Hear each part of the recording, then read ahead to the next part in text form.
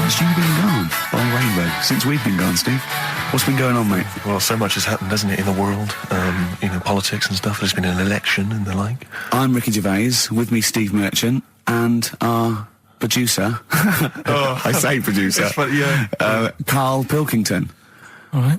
Yeah, very good. We've been away for a while. I think the last show we did was January 2004. Yeah. And nothing's changed. Nothing's changed whatsoever. Nothing's been mended.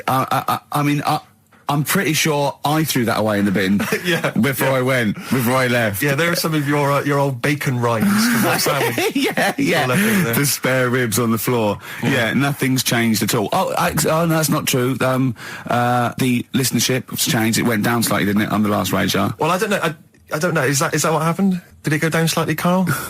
A little bit, I think. I don't think XFM gets new listeners, because I think what happens is, because the reason it goes down just very slightly each time is that their old listeners die. Yeah.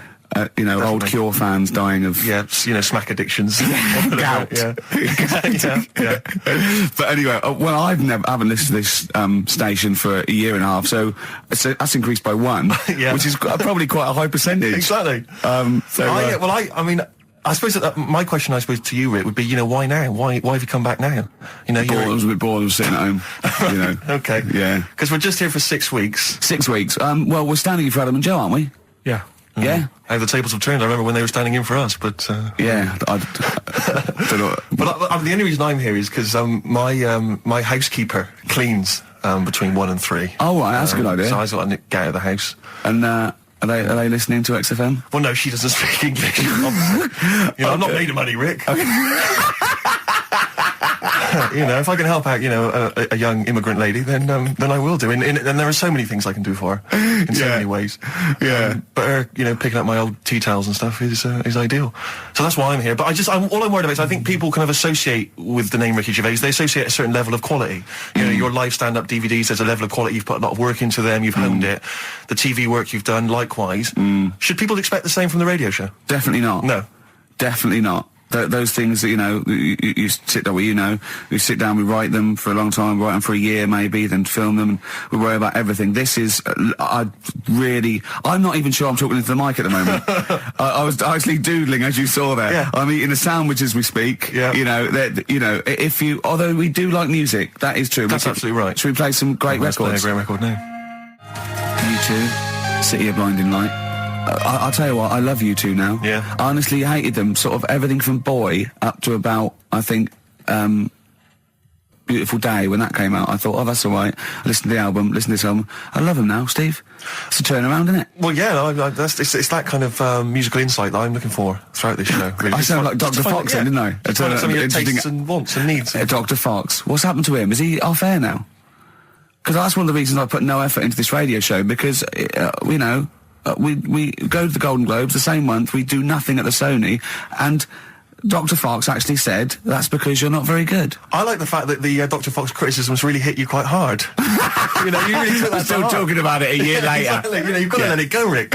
Yeah. But then again, he's a medical man, and you got to believe him a bit. Trust his opinion. Exactly. Yeah. I could have done without the rectal examination. I think you could have just said, you're not very good. Exactly. Try and enunciate. No, I know what the problem is. Or let's have a look down here. Exactly. Karl had to go to one of those well clinics, didn't you? No, I haven't gone. Why? Because I'm not happy with it. What? I'm not happy with the whole... Well, it's just...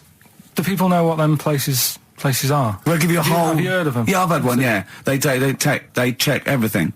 Which, Suzanne, my girlfriend, was like, you're 30-odd now. When was the last time you went to the doctors? And I haven't been for ages, because I don't... No, I never go. Doctors. I never go. Unless I think I'm honestly going to die there. I'm in agony. Think they can always find something. Jane made me go to one of those things, those boot things where they do that. It's, £200 and they give you a complete head to toe, don't they? But head to bottom is what it is. They do the old finger up the arse thing. Now, what is that testing for? Well, I like that he said it quietly, because he's on the radio. You can't say arse. Yeah. I say it quietly. Say it quietly. Yeah. Arse. Yeah, arse. That's what our mistake was, because we got a complaint upheld, didn't we, for saying... And I'm talking about a male chicken here, which is a cock, as you know. Yeah, and we said that word, right? So if we'd have gone, cock, we'd have probably gotten away with it. You can get away with murder If you just, if you just whisper it very So go on then, so yeah, no, I'm not going because I'm not having that done. I don't understand what you're going to find up there. That's your head. No, but why can't we just? I mean, it's the heart that I worry about the most.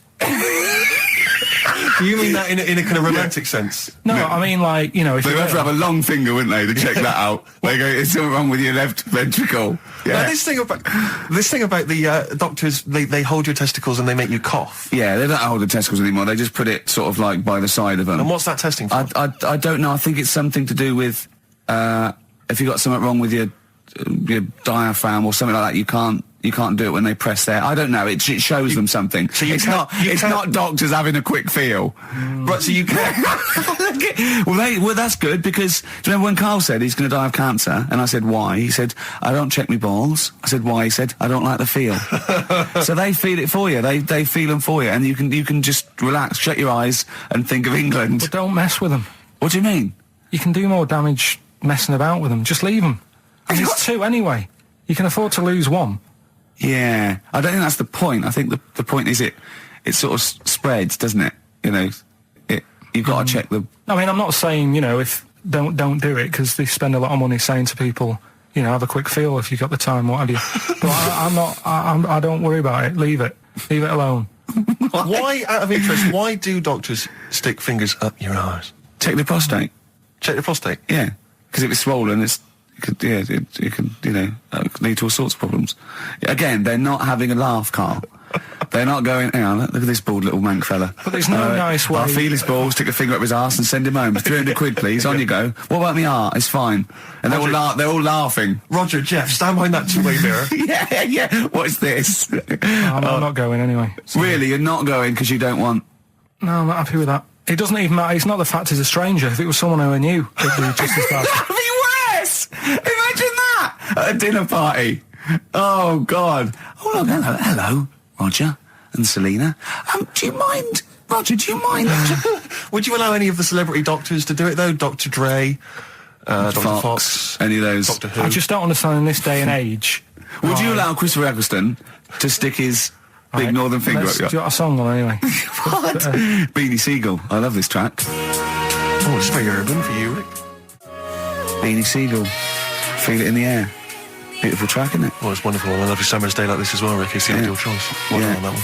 Well, I'm a little bit worried that if there are any new listeners, very unlikely, that they may be familiar with our work, but they might not know the wonderful little gem that we found just there, a little rough diamond in the mud. Yeah. Karl Pilkington. Yeah. Just working here, just working away as a little producer, little sound man, wasn't drone. he? Yeah. And he was, and we gave him his opportunity, didn't we? Mm. It's like Cinderella, wasn't it? Yeah. And he grasped that opportunity, didn't you, by the horns? And 3 years later, you're exactly where you started. So, good work. Got Mondays off now. Well, I thought maybe a useful way of introducing the mind of Karl Pilkington to our new audience. You use that term loosely. Yeah, when I say mind, I don't... Yeah. Yeah. I thought... Look at his face! Oh. There is a website. Have you got that website? Oh, there's address? a website that we just found. Right, Karl, what is the address? If you are unfamiliar with what Karl looks like... Please log on to this now. Log on to this website and stay tuned, but log on to the website because you'll see Karl's face, you'll see some of his pearls of wisdom. Yeah. Now, what's the address, Karl? Freewebs.com. www. Yeah, freewebs.com. Freewebs.com. Yeah, / Yeah. the K-man / The K-man. It's complicated. It is, yeah. Do it again. Say it again. But get a pencil now. They've all got a pencil now. Freewebs.com. One word. Yeah. / the K-man / Now, when you say dash, is it a dash or is it an underscore? Is it underscore? Is it in the middle of the word, or is it hover in the middle of the word, or is it at the bottom?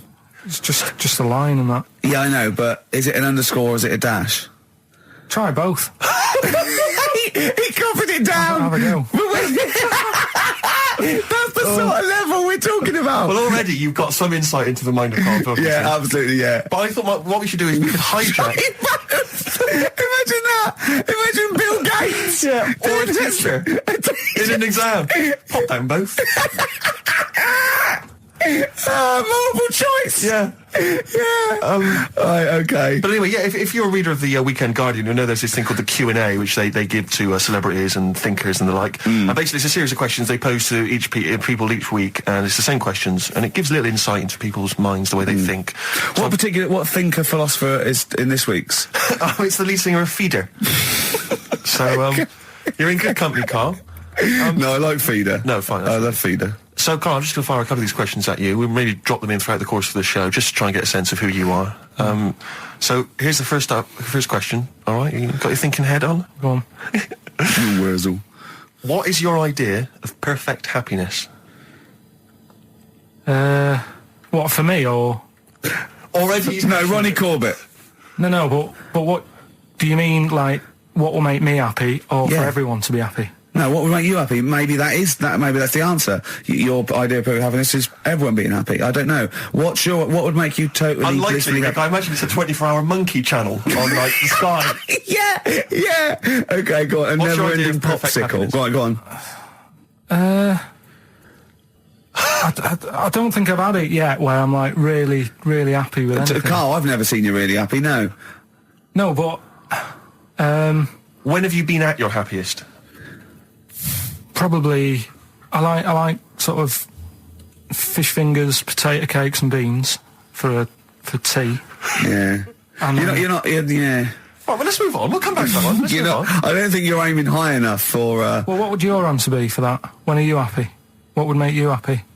I wouldn't have I'd have fish fingers, but I probably wouldn't have the potato cakes. Yeah. I'd have fish fingers and beans. See, I'm not a huge fan of the beans. Really? So your idea of perfect happiness is probably just fish fingers, is Just it? the fish fingers. Okay, good. All right, second question. What is your greatest fear, Carl? Going to the doctors. I don't want So presumably ill health and mortality. That's how you no, do it, you just the see. doctors. No, I don't. Yeah, just any particular doctor? I don't want to live forever either. I just want to no. live innings. I just want to get to about 80, 83, 84. Specific.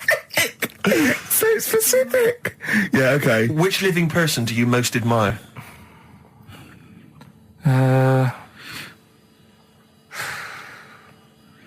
Which person throughout any time in history do you most admire? Winston Churchill's pretty good. You like Yeah, him? it's very good. He's Why? alright. Good answer. Because if it wasn't for him, we'd be talking German. I'm not that good at that. So. He's not that good at that. I love that even if the Nazis won, right, in 1945, and we'd be now speaking German, he still wouldn't be that good at it.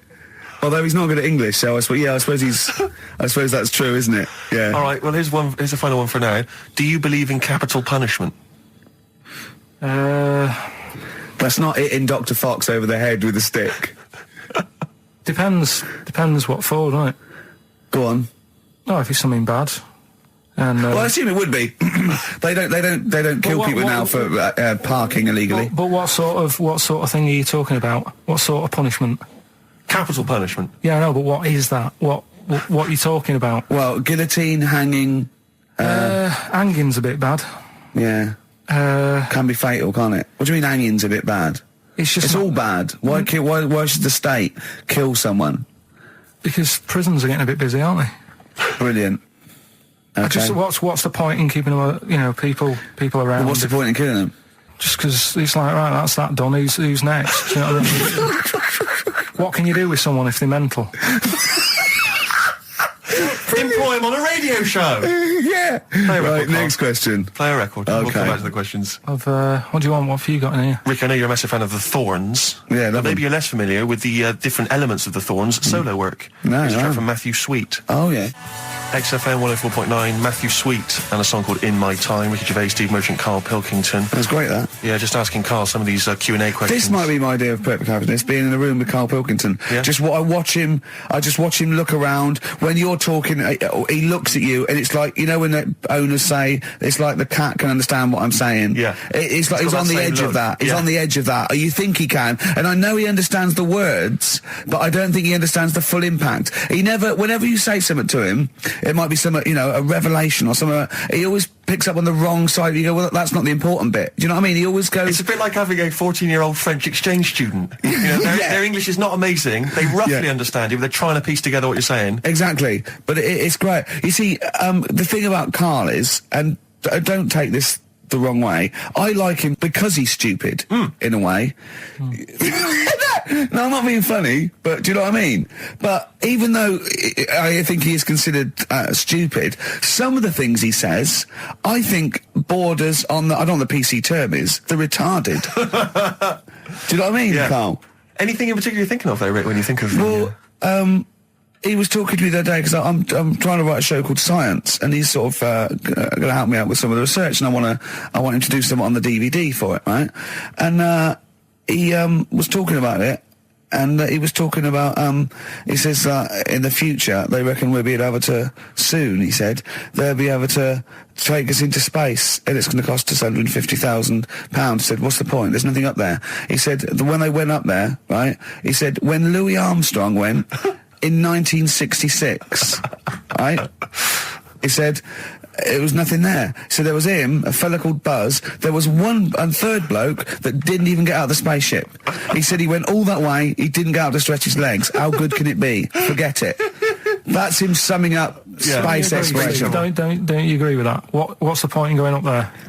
Because are we talking about the finger in the arse again here, or space? Oh, what is the point in going? Because you're expanding, human endeavour, aren't you? And the human understanding of the world and the universe. It's like, what else are we going to do as a civilization, as a people, if we're not constantly searching and and reaching out into the far distance? But there's nothing there. Then. I know some people you grew up with that haven't left their street, but that's not everyone. But what is it? What do you mean? There's nothing there? What has got to be there for it to be a worthwhile? Like, just something.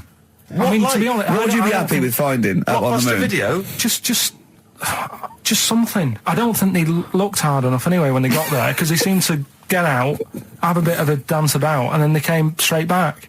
And I sort of think, did they look properly? It's not a day trip, is it? But what I mean they took is... that car out there, didn't they, and drove around a bit? Yeah, but only a little bit. What I mean is, say if an alien landed in Africa, there's not much there, so they'd go... What do you mean there's not much there? Well, it's a bit barren, isn't it? What, Africa? Just in general? Well, so anywhere like that, desert or whatever, what I'm saying is, have a good look round. Probably where all life came from, and probably 500,000 species of animals live there. Buildings and that, and stuff. Oh, buildings. Well, just stuff. Yeah. I mean, did they look properly? Or did they just land, get out, go, a bit dusty, whatever, right, let's go back? I just think it's a bit pointless. Especially when we haven't done everything there is to do here. Go on. Well, I don't know, but I'm sure there is stuff that needs sorting out. Well, I know the place that there's no medical man has been in this room. Yeah. There's definitely an unexplored cavern sitting right in front. All right, Steve. Would you go to the moon if someone said there's a space? He doesn't march at a concert because he's scared his glasses to fall off. Of course he wouldn't go to the moon. They'd spin him round in training, his glasses would come off, and that'll be it. He'd feel sick. My worry is I'm not sure would I be able to wear him under the helmet? Imagine him! Like I went paintballing once, and I had to wear the glasses underneath the mask, and of course it was a bit hot weather, it was awful, it was steamed up in there. Still, I couldn't see anything. I got shot straight away. I was out of the game. It was pointless. It cost me like £8. Yeah. You don't have to be that fit anyway, do you? You're only sort of sat there. Well, yeah, but what are you talking about? Think of G-force alone and weightlessness. Of course you've got to be... What? Yeah. I think when you said think of G-force, he thought of G4. The follow-up winners in Pop Idol. I could see it as his eyes glazed over. A couple more quick questions for you, Karl, just to try and get inside your mind. What is your greatest regret? Probably... I didn't do that well at school, did I? So I'm trying to learn stuff now. Yeah. Not mentally, but He reckons he's learnt more in the last 3 months than he ever has in the rest of his life, reading a couple of science books I gave him. Well, that's impressive. We'll test you on that later on. Yeah. What keeps you awake at night?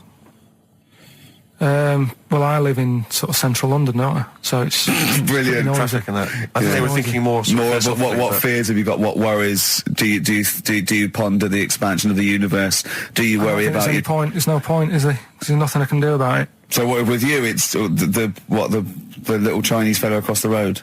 Just stuff that I've got to sort out. Any bills or anything. I don't worry about the world ending or anything. What's the point in that? It's true. That is I true. can't do anything about it. I always think that people with more sort of intelligence have the world on their shoulders because they're worrying about stuff that's miles away, whereas I'm like, you know, I'm happy if the sun's out, it's like, oh, it's a nice day. Yeah. I don't worry about wars and stuff going on because there's nothing I can do. What would you do if there was a war that maybe there was... What, here? Yeah. Go on holiday. Play a record, Carl.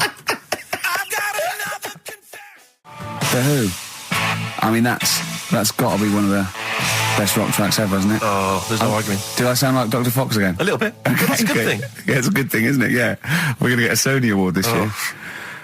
Carl, how are you doing? Yeah, I'm alright, yeah. Yeah? It's good to be back, isn't it? We're doing Rockbusters in a bit, what? Have we got Rockbusters? Well... Hallelujah! I'll tell you this, new listeners.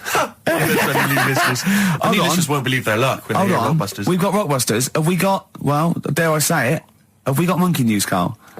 Well, I've been away, haven't I? So I've sort of got a few things that I've read about roughly, but I don't know the full ins and outs. You're joking, because usually you do your research quite well, don't you, when you get off Anna Nova and read the top line. So what are you saying, though? Are you saying that it's kind of monkey news? We might have time to do something later. Well, we've got to have him. I love it when he teases us with his monkey news. We've had emails about that website address. Oh, yeah. It was a what's the name? An underscore. Okay, so give it out one more time. Now go to this to find out about Karl Pilkington. Someone's put in a lot of effort. It's a really good website. There's some great pictures of Karl. Well, they're not great. They're just freewebs.com/the_K_man/ Okay, forward slashes all the way. Yeah. Except the underscores. Except the underscores, yeah. This is interminable. Isn't it interminable giving out email addresses? I know, yeah. Rubbish, it's so boring. No, yeah. Oh, dear. Is he enjoying the show? It just says, I love spending 2 hours on a Saturday listening about fingers up arses, doctors squeezing testicles and making you cough. Have you got any news on the airy Chinese kid? So... Well, when you say like that, some of the stuff we cover does sound a little bit of, drivel. Well, sometimes. Yeah. Carl was worried about swearing, because after we were talking about finger arse and that, he's generally worried. And I don't have a problem with swearing, although I understand why you can't say certain words on radio. It might be offensive, people aren't listening. I mean, the F word, the C word and all those. But when they bleep it out in a record, they bleep out the vowel. So in the F word, they bleep out the U, so it goes, beep. Right? What? So they go, it's not offensive, I didn't hear the vowel.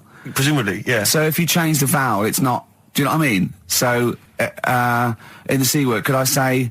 could I talk about the philosopher Immanuel Kant? Well, you can talk about Immanuel Kant because he's one of the great thinkers of all time. So Kant is not an offensive word, because the vowel's different, okay. is it? Leave it then. No, do you know what I mean, though? Well, I don't see how it can be offensive. You can't. It can't be, only. He's a thinker, he's a philosopher. His name is Kant. That is his actual name. Yeah. I think it comes from a long line of Kants, from what I can... He hasn't changed his name. I think his father, his grandfather... There's a lot of German people... Oh, well, Germany is, I assume, full of Kants. Well, I mean, yeah. Yeah. What? What else would So you can change the vowel. So could I say... Probably not. What if I changed 2 words? What if I said cump? C-U-M-P. Now, that's not offensive at all, is it? That can't be offensive. So I could say, you fucking cump. Yeah. Right. Okay. I need a schnit. That would be fun. Wonka, Willy Wonka. Yeah. That's a good one. Willy Wonka. Yeah. You got... Although Willy... Is Willy offensive? Could you say Willy? It's tricky. Willy Wonka and his... Willy Wonka and his fucking cumps. Yeah. That would be fine. That would be wouldn't it? absolutely fine. Is that all right then, Carl? Got any other questions or anything, Steve? Well, it's not so much a question, but it's something that I think might be of interest to you, Carl. I was reading about this in the paper, and I know how fascinated you are by people of the Japanese persuasion. 2 elderly men found on a remote island are believed to be Japanese soldiers in hiding since 1945, desperate to go home. Diplomats from Tokyo are investigating the claims of these men, who are 87 and 83. What? What are you thinking there? Well, no, go on. I know what you're thinking. Go on. Say what you're thinking. I'll be that old, though. Why? Why? Say why. I don't want to. Just leave it. Carl's got a theory. Well, I don't think that this is fine. I'd say that Carl's views don't reflect the views of XFM, right? Carl's got a theory that Oriental people don't age well. Sure. Let Carl. But that offer annoys me theory. the way. Yeah, but I think What? people will probably agree with me. But for some reason, the first time I said that, I wasn't even worried about it. But now, because of reaction of people, I don't understand. I don't know why I can't say that. What's your theory? Explain your theory in a nutshell. Just like you don't see a sort of a 33-year-old Chinese person either. No, but at the same time... What do you mean you don't see a 33-year-old I'm not having a go. At the same time, you don't see that many fat ones either. So, in a way, that's good news. Nobody would be upset about that. But what do you mean? But your news isn't bad news, because it's not true. But wait a minute, stop. What do you mean you don't see a 33-year-old Chinese person? I don't understand. What do you mean you don't see them? What do you see then? Sort of, young ones. And then, like, you don't see that middle ground. I don't know what this theory's based on. So you see old ones and you see young ones, but you never see any in between. Yeah. What do you mean? So what's the oldest Chinese person you've seen before the age of 33? How old do you think? About 22. 22. So you've seen lots of 22-year-olds. So you've seen a range from babies to 22-year-old Chinese people. That's fact, okay? And then what gap do you miss out? When do they pop back up on the radar for you? What age has a Chinese person got to be older than that? Well, 49. It's always so specific. What do you mean when you say they don't age well? What do you mean they don't age well? You mean that middle-aged ones look old? Because you think at 23, when it's 23, happy birthday to you, and they look up, and, oh, jeez, it's 52. What do you mean? No, I just mean they don't age that well. There's nothing wrong with that. I don't know what it is in them, but they just don't... Oh, all right then, here's the question. You tell me of a Chinese person on the telly who's about 32. Tell me of a Chinese person on the telly first. Give us the great gamut of Chinese talent currently on British TV, right? And I'll pick and choose. Go on then. Bruce Lee? How long has he been dead, Bruce Lee? 70s, wasn't it? And Unbelievable. not really on the telly much, was he? Okay. What age was he when he died? 33, I think. Well, I would have never guessed that. Well, what do you think? How old do you think he was? Probably about 42. What, you know Burt Kwok? Yeah, he's old. Yeah. Do you remember the Pink Panther films? No. Okay. He wasn't that old in them, because it was 60s, 70s. But how old did he look, though? If he walked in and someone said, you never guess how old he is, what would you have said? Right then, there's my point then. There's my point. I have to say, I've been listening to you two talk, and I like the idea that there's people who've been waiting 18 months for some of this. for the Kant discussion, the Orientals. Do you know what I think? I think Kant, as a philosopher, is very popular in Essex, because I hear him saying his name all the time whenever I go through. What? They're all shouting this and that. Kings of Leon on XFM.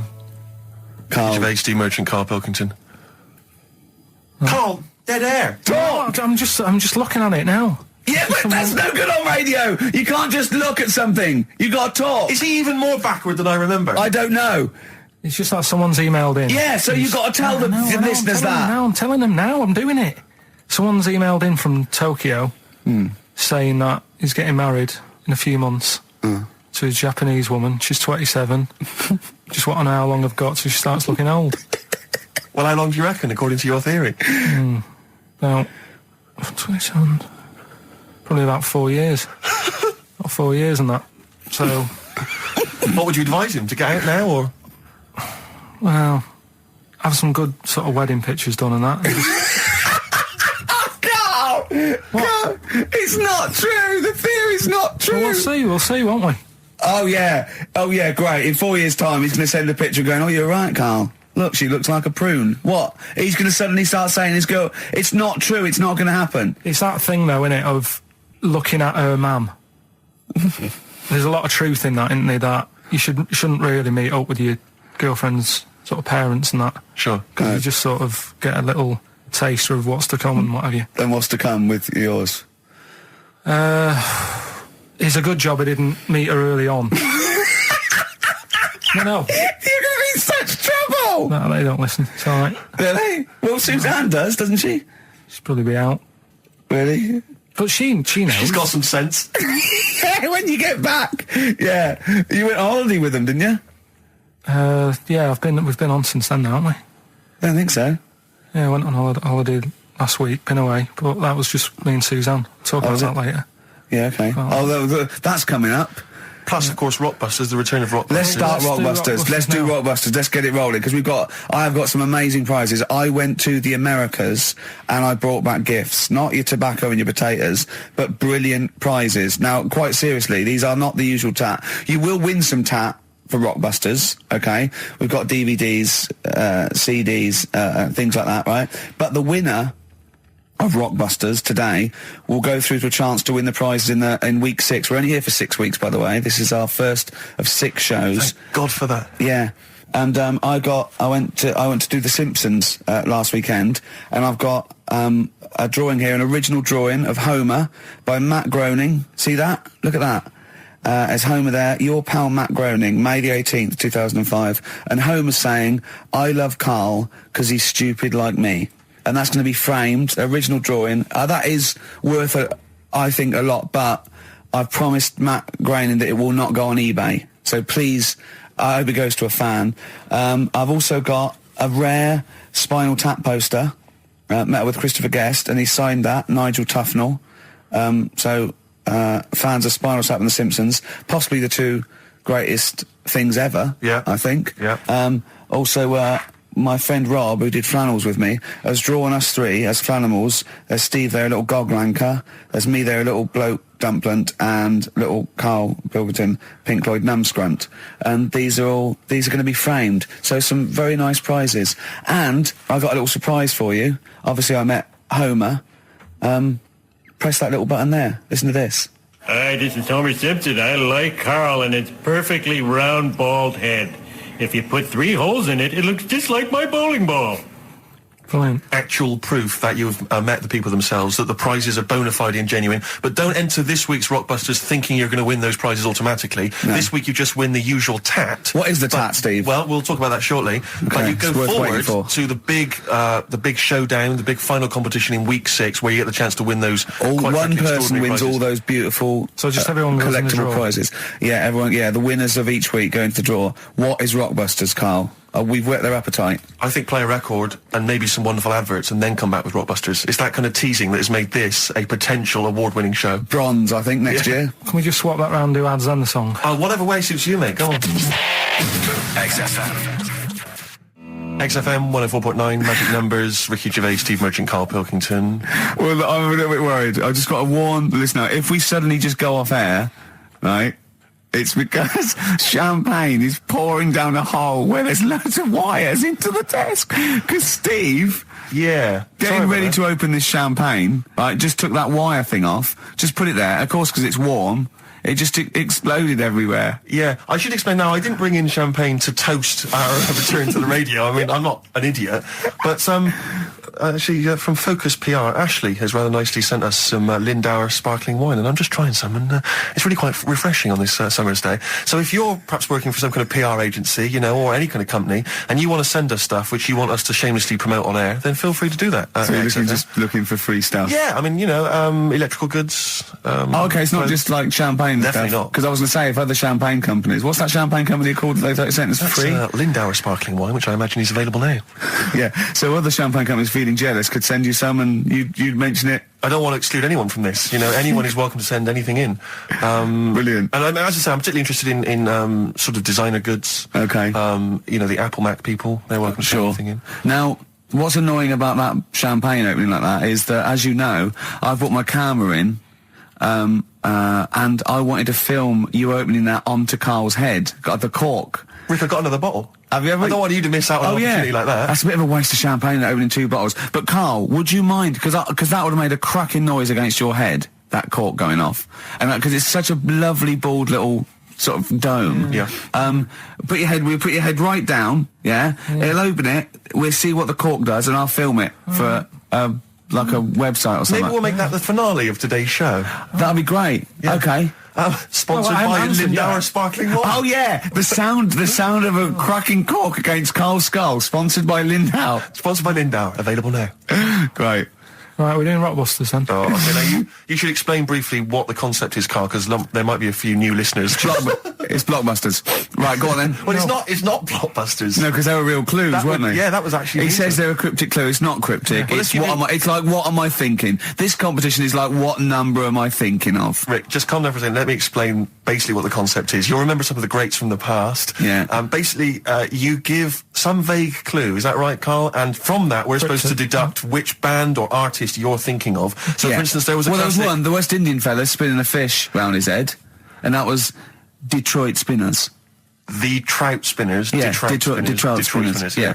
There's also what happens if you fall over into a puddle in Texas. Wet knee, Houston. Wet knee. That is the level of Carl's That's what you're clues. working with. But can I just say, there's no irony in this. Carl doesn't think this is quirky or kitsch or ironic. He thinks these could go on the Guardian crossword. Yeah. Right. Okay. This is the best stuff you can come up with. Yeah. Right. So there's three of them. Yeah. Right. I'll give you the cryptic clue not to help cryptic. you along. Well, it is. Yeah, and really. I'll give you some initials of the band or the artist or whatever to help you along as well. Yeah. Three of them. This is on the text only. We don't want emails on this one. Just It's the one that gets the highest or the first one to get 3. The first email with 3 or the first one that is the highest. So if no one gets the third one, which I wouldn't blame you for, so if there's like 30 people that get 2, it's the first email that comes in that we pick, and they win a handful of tat, which would you like to go through? I'll search out the tat in a second. I'm not sure where it is, yeah. Good stuff. There's some DVDs and stuff in there. It's not bad, yeah, but it means you go forward to the grand final in 6 weeks' time when you're playing for all that amazing stuff Ricky's got. We've got the signed, genuine, exclusive drawing of Homer Simpson done by Matt Groening, featuring references to Carl. We've got the signed Spinal Tap poster. So this is big stuff you can't get anywhere else. No, it's a rare American poster signed by and Nigel it's such Tufnell. a shame that your only chance of winning it is with this inane quiz. Absolutely, it's not down to skill or anything. It's just such a shame that. Let's just do it then. Go on then. Right, the first one. Go on. What you got to remember is it's a band or an artist that XFM play as well. Right. Right then. So the first one. Oh yeah, because XFM play the Detroit Spinners and Whitney Houston all the time, don't they? All right, these three. Okay. Giving it away, but these are XFM bands. Okay. Yeah. Right. If you got like a ball. Oh Jesus. I know, you don't think about the cryptic clue is that every syllable counts. He says it different every time he says it. There'll be something different. Look, go on then. Go. Right. So if you get a bulb, right? What? A bulb. A bulb. What's a bulb? What's a bulb? Like a. I like bulb. I like bulb. Oh, I like bulb. So you get a bulb? You get a bulb. Yeah. Go on. He's gone. Right, go on. So you get a bulb. Right. Oh, yeah, a bulb. Yeah. You got something in your throat. What are you doing? Are you eating a gobstopper? What are you doing? We'll play a song then. No, come on. Get the clue out, for goodness sake. So the cryptic clue is, so, if you get a bulb, right, so... That's the beginning. Okay, great. Right, if you get if you get a bulb, like, go on. And you look after it, right? You look after that bulb. And you teach it stuff. And all Jesus that. Christ. What you doing there? Do you know what I mean? This is extraordinary. This is extraordinary. Amazing. Imagine that written down in the He's Telegraph. had 18 months to get this But right. imagine it. That's not a clue. That's an essay. I don't know what it is. It's a conversation I don't know with if he means yourself. a light bulb, a bulb like you plant in the garden. What kind of bulb does he mean? Yeah. It doesn't really matter. Oh, okay. Right, you get a bulb. Well, remember that. It doesn't matter. Okay. Okay. It doesn't matter. It does, but I can't say too much. Right, so listen, let me just do it again. You get a bulb, right, when it's young, you look after that bulb, you teach it stuff and what have you. What have you done there? What's gone on? Brilliant! And what are the initials of the band? R, right? R for rabbit, right? So what's the band there? Second one. Jesus. People have a problem doing this when they get home from like a night out drinking. Right? What's the problem they've got? Right? The initial there, K. What's the band? Right? People get in from having a night out, they'll have a problem doing this. What is it? What's the problem? Okay. And clue number 3? I had a vision of that Chinese flu. Right? That's C. I had a vision of that Chinese flu. You had a vision of that Chinese flu. Yeah, and that's the the letter band C. C. Right? So 3 bands there. 3 cryptic clues. Not really. Text in 83 XFM. Just send the 3 3 band names that'll do on it. Can they do a website as well? If they want, they can email in. Well, tell them what it is. Yeah, ricky.gervais@xfm.co.uk. Send it in there. Give them again quickly then, Carl. Right then, so get a bulb when it's young and that. Look Brilliant, after it. different, Look totally after different. It, teach it stuff Yeah. and all that. Okay. What's the band, right? Yeah. The second one, people have a problem doing this when they get home late at night. You know, they've been out drinking and that, they get home, what problem are they going to have? K is the initial. Third one, I had a vision of that Chinese flu. What do I mean? Brilliant. C's the initial. Play a record. I mean, that's abomination. Right, go. Bruce Springsteen, No Surrender. Saw him last night at the Albert Hall. Amazing gig. I know you're going tonight, Rick. Can't wait. You'll have a whale of a time. There's a lyric in that. I noticed he sings, we learnt more from a 3-minute record, baby, than we ever learned in school. Probably not paying attention, to be fair, but that's certainly true of you, Carl, I would have thought, isn't it? Well, he learns a lot of his stuff from records. He only likes records with a story. Yeah. His favourite record is Killing a Georgie by Rod Stewart. Yeah. In the Ghetto by Elvis. Living in the City by Stevie Wonder, and Babushka by Kate Bush gets the story. Yeah. We looked into the story of that one day. I was saying, well, she dresses up and the husband falls for her. And what did you say? Saying it wouldn't work. I'm just wondering, we should play it really so people can hear it and sort of... we'll play Babushka a bit later on then, and we can analyse those lyrics. Coming up on XFM, London's alternative new music station, Babushka by Kate Bush. Brilliant. XFM. Embrace. Glorious day on XFM 104.9. Rick, there may be listeners tuning in thinking they've got something better to do, for instance, switching off the radio and just staring blankly at the wall for the next half an hour. But no, because what they're going to miss is our grand finale to this, which is, of course... sponsored by Lindauer's, the sparkling wine solution to a hot summer's day. Yeah. That we're going to be firing a cork. Did you just make that up? Yeah. Pretty good. Good. They're going to be firing a cork at Carl's head just for the sound. I just think it's sound... Huh? It's not happening. Yes, it is. You said... No, we've said it is now. We've promised it to the listeners. Yeah, come on. I'm not happy with it. Why? Because the paint. Well, I've never had it done, so I don't know how painful it is. Well, what reason to do it then? Yeah, we've got to try it out, haven't you? You're perfectly. It's like a little cowbell or wood block. That's what I'm hoping for. Yeah. I'm hoping for pop. And I'm going to film it for my website. Brilliant. So go to that this week, rickygervais.com, and see Karl Pilkington getting hit. A high-powered cork coming out of Lindauer sparkling wine. Lindauer sparkling wine. And of course, if you want to send us anything in, and perhaps next week that you feel we could actually that'd be great. That's us to do. This is like interactive because a lot of people plan the show. Like Dr. Fox plans his show. We sort of come up, we riff on the.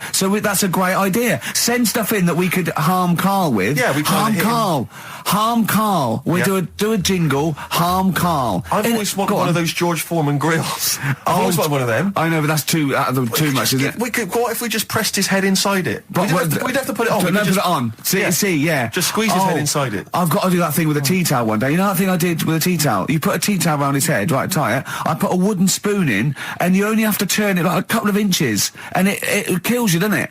Yeah. It really is, yeah. So we'll be firing a cork at Karl's head. I'll be filming it for the website. So that's coming up about 10 to 3. Look forward to that. Yeah. Do you know what? I'm loving this. This is my...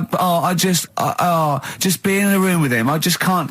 I want to squeeze his head all the time. I'll tell you, if you're a fan of imbeciles and idiots, you're missing out if you're not watching Celebrity Love Island.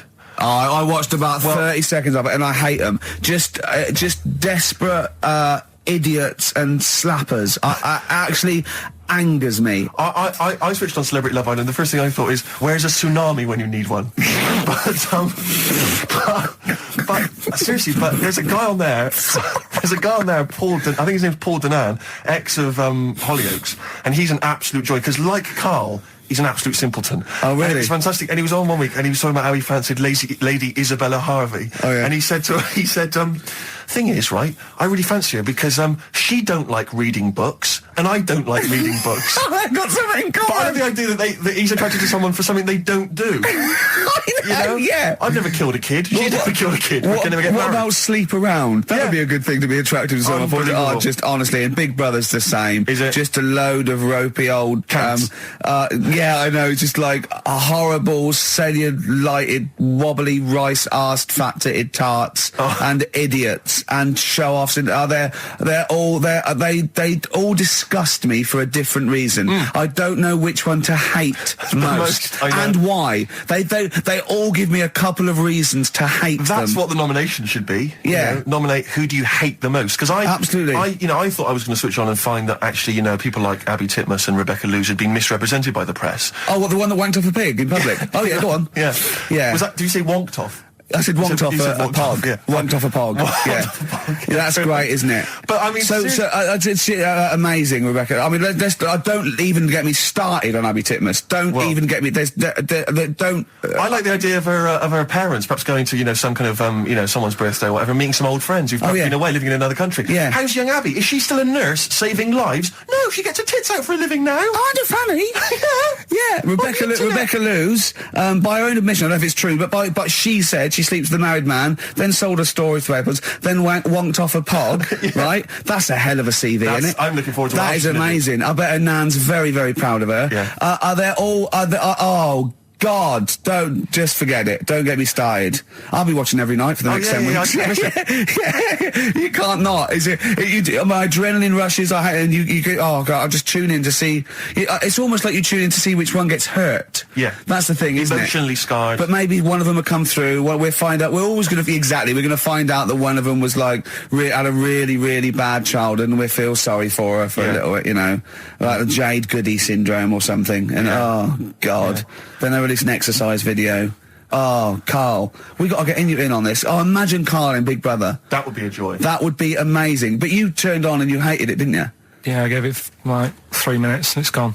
There's always something better on though. You annoy me, like you watch it. You moan about it now, but you watch I know, it. I know, yeah, I know. There's always something else. I really did not watch any of Celebrity Love, and that was just too awful. I think the celebrities are worse than general public, though, to me, because if they're so desperate, they want 9 little bites of the cherry, and it's embarrassing. It's embarrassing. Or at least these people, they think that they're going to get out of their job they don't like, maybe, or, it's sort of like, I give them their 15 minutes, but it's, oh, God. But there's always something. I mean, when we were out the other night, Steve, right, there's a programme on about a spider that's a foot long and eats chicken. No one's talking about it. I don't understand. What do you mean? What do you mean? No, well, I'm sorry. I had to stand up because I thought I was going to explode. What do you mean there's a spider that's a foot long and eats chicken? There was a programme on about it, about how there's this spider in the jungle or something. But I missed it because it was out, but no one's talking about that in the papers. And to me, that's a worry. Why? In case it nicks your Sunday roast. What do you mean? But if it likes chicken now, Rick, in like 2 years' time, who knows what it might I know, like. it move up the evolutionary ladder, it start liking Karl, then humans. I'm not bothered about the chicken bit, because I eat chicken, that isn't that shocking, but the fact it's a foot long, and no one's, it's just on a Thursday night, no one's talking about it. What do you expect, though? What do you expect from this? It's got its own PR. What do you want? What do you want this spider to be famous? Where is it? Where is it? It's in the jungle. It's not worrying anyone then, is it? It's not going to move. Well, why? It's not going to. Though. What do you mean? What do you mean it's not going to move? Well, how's it going to get here? Is it going to get on a bus? There's ways and that, they come in bananas and all that. So, don't worry about it. So, I'm not, if you're going to be like that. Anyway, listen, we better line up Babushka. We better play that, surely, because I know you need to analyse those lyrics. That's very important to you, I know. We've still got that cork hitting. Cork on their head's going to be great. We're going to put his little head down and really give it a firing. Sponsored by Lindauer Sparkling. Refreshing. Jess's Girl by Rick Springfield. The reason I played that is twofold. One, it's one of the prizes we're giving away. It's an album called Rock Gods, and that's with a Z, right, and an umlaut over the O. Yeah. And it's got Kiss, Judas Priest, Deep Root, The Darkness. It really is good. It's all your classic rock tracks. The other reason I want to play it is because I like that song. It's a great little uptempo bubblegum pop song, rock, great. But it's got one of the worst lyrics in it.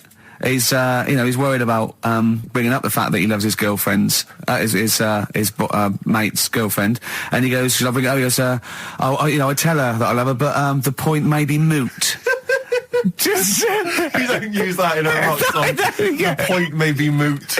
Well, I was listening to Christian O'Connell on the Breakfast Show when he had this bounty hunter thing running a couple of weeks back, and I don't know what happened, but anyway, he ended up with Brian Adams in the studio doing a live session. Brian, good-natured or whatever, but you can't help but feel with Brian that he thinks that he's Bruce Springsteen, but there's something wrong. I mean, he's got the voice and the guitar, he can play and everything, but there was a lyric, and he played it completely earnestly, and it was a session, and the lyric was something, it was from his recent album, and the lyric was along the lines of, and I'm paraphrasing, but it was along the lines of, I'm sat in my hotel room, there's a knock at the door and I get kind of nervous. I'm hoping it's you, it's just room service.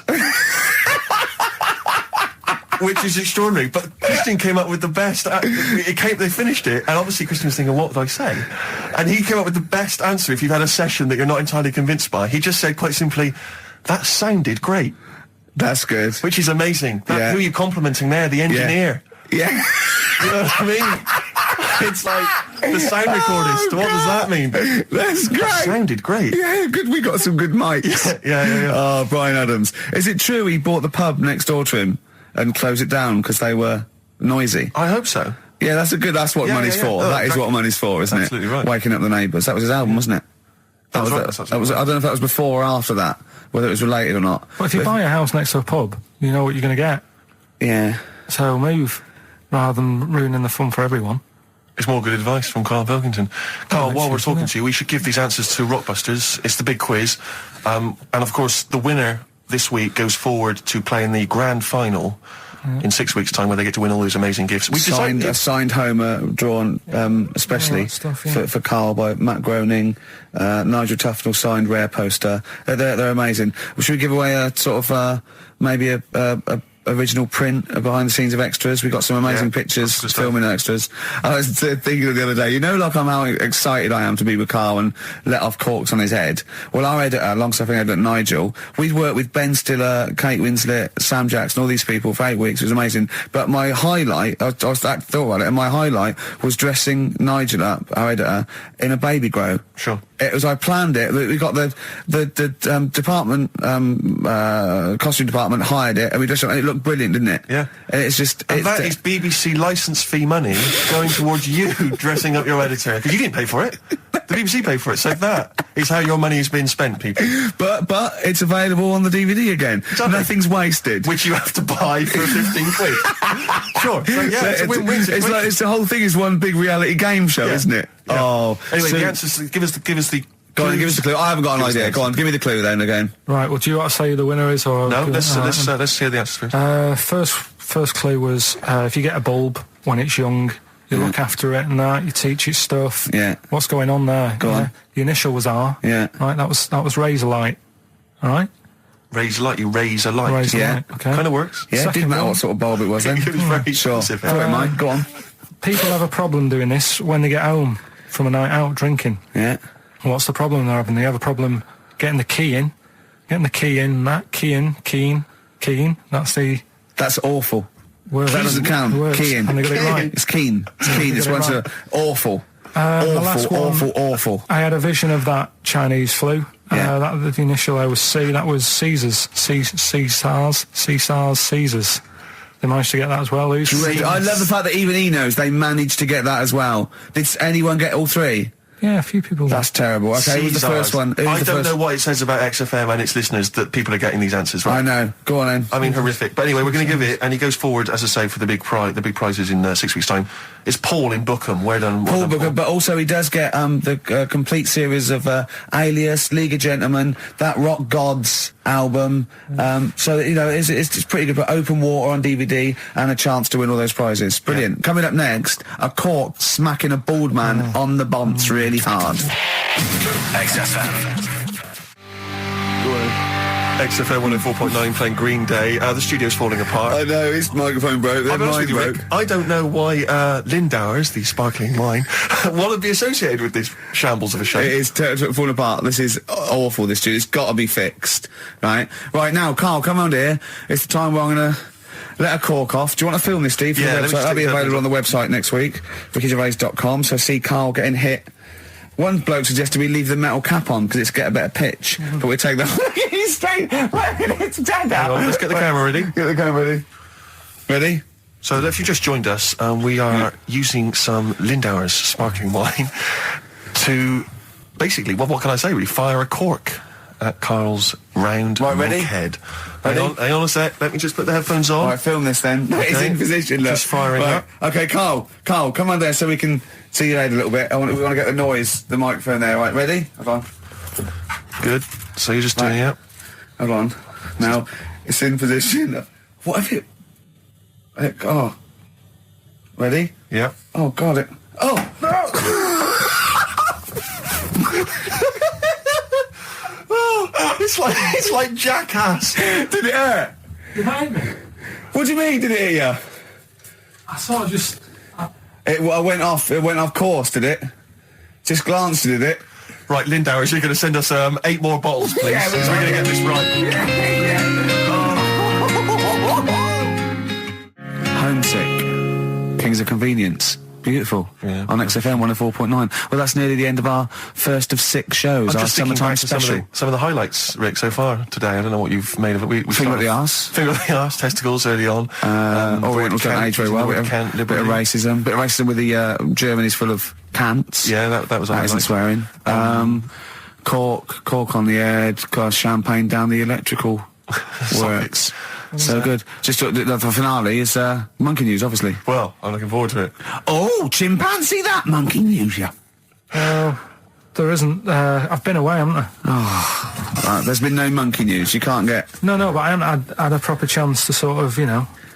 Carl, your monkey news is of spurious tales from the 17th century sometimes. So let's have one of those. No, let's have a monkey who dressed as Zorro and they thought he was a woodsman, but when they took his head off, he was a 4-foot hairy chimp. Let's have one of those ridiculous stories. Well, we've done that, though. But do you want to go back on some of the ones? Oh, what is the monkey news? There must have been some monkey news this week.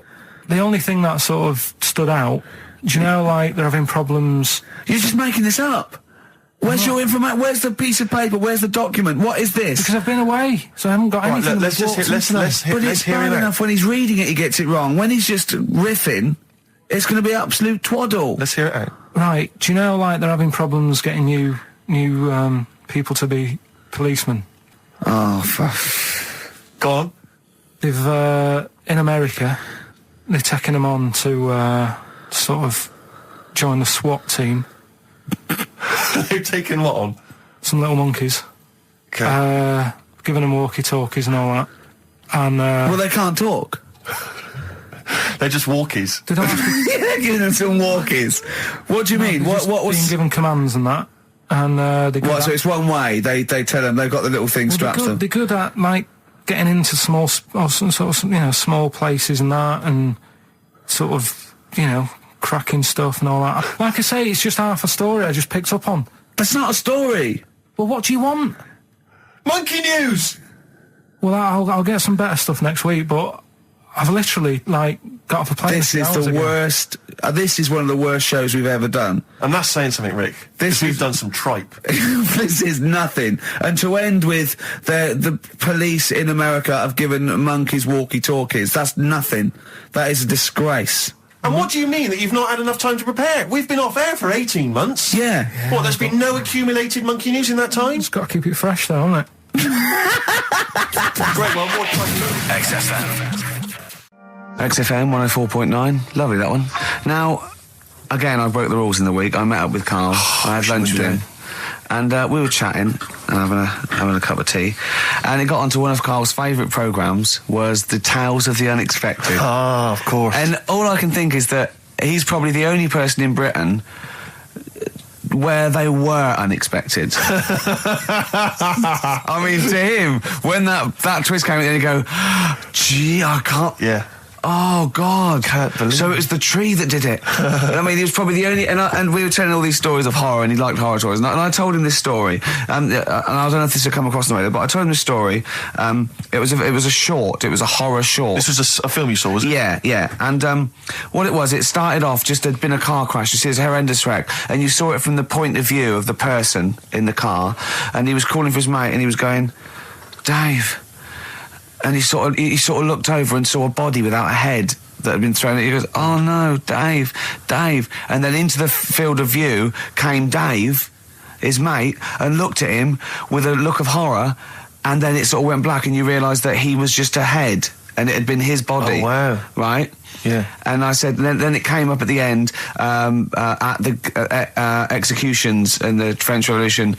People experience consciousness for and he went, "Oh." No, he said, it wouldn't be for that long. And then he went, if it was a chicken, it would work. Imagine remaking that film, but it's two chickens in horrendous car crash. Their own fault for driving. It would work. No, he wasn't having that. Yeah. No, it was too long. I think he said, how long was this film? I went, about 5 minutes. He went, no. It would work if it was a chicken. I like the way that Carly was something like when you relate an incident like that, he's appalled and offended and annoyed by the people that made it, even though he's never seen it. Oh, he's annoyed. Yeah. Do you have a favourite Tales of the Unexpected, one that you remember particularly that shook you up? Yeah, we were talking about the one on where there's some woman in prison. Have you seen that one? I can't remember them all. Right. This woman's in prison. Yeah. And she gets a bit friendly with the guy who takes the dead bodies out. Right. And he said, "I can get you out of here." He said, "What you've got to do, right? You've got to, I don't know, at midnight."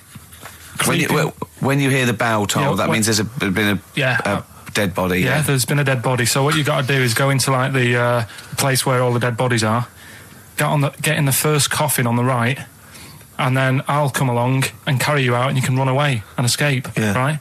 So she goes, "Yeah, all right then." So she hears the bell go. I'll bury you, right? And then I'll come back later and dig you up. Right. Yeah, but that's the point. It doesn't matter. It does matter. Trust me, Carl. It really matters. Okay. Listen, I don't know if I'm going to ruin this for people at home. Yeah. Can I just skip to the end? I would imagine that she gets buried and he doesn't come back, and she has to get buried alive. Better than that. So she gets in the coffin, and she's lying there for ages. She's buried. She can feel a bit of movement going on, so she's obviously, being carried somewhere. So she's thinking, "This is it. I'm getting out."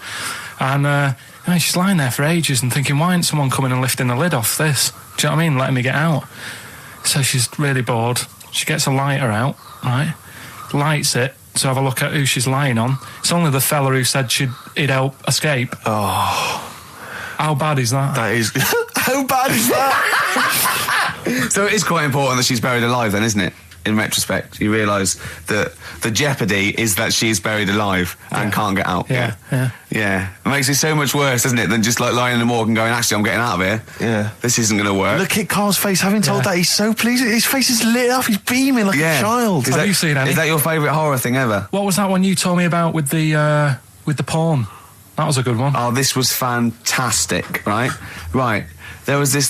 Sorry, can I just check now? We're just remembering classic episodes of the Tales of the Unexpected. This is important. Well, I saw one, right? I saw one on Tales of the Unexpected, right? And it was these two gents. What they used to do, they look down the obituaries and they'd blackmail the wife or the son of a dead eminent person, like might be a priest or a doctor, something like that. And they'd go and they'd say, "He bought some erotic stuff from us before he died, and he owes 100 guineas and all this sort of stuff." And they'd pay up because it'd be so embarrassing. They just didn't want them, so they'd just pay him, right? And this one bloke said, "Who are these people? I'll meet with them." And he goes round there, and he goes round, and they go, "Your father," he goes, "My father could not have bought any erotic material from you." They did it, he goes, "He couldn't have, he's blind." Right, and that was the twist. And Carl went, "So it was magazines, not videos then?" Yeah. Now think about it, Steve. Is that so stupid? Well, presumably it was set in olden times because people, professional pornographers don't tend to call it, erotic material. Yeah. They tend to call it, juicy jugs or whatever. But more than that, I don't understand how a video is going to be any use to a blind person either. I know that you can hear the sound, Carl. Look at him nodding like he's caught me out. Yeah, what sound will you hear? Do. Your meter needs looking at? Yes. Cut.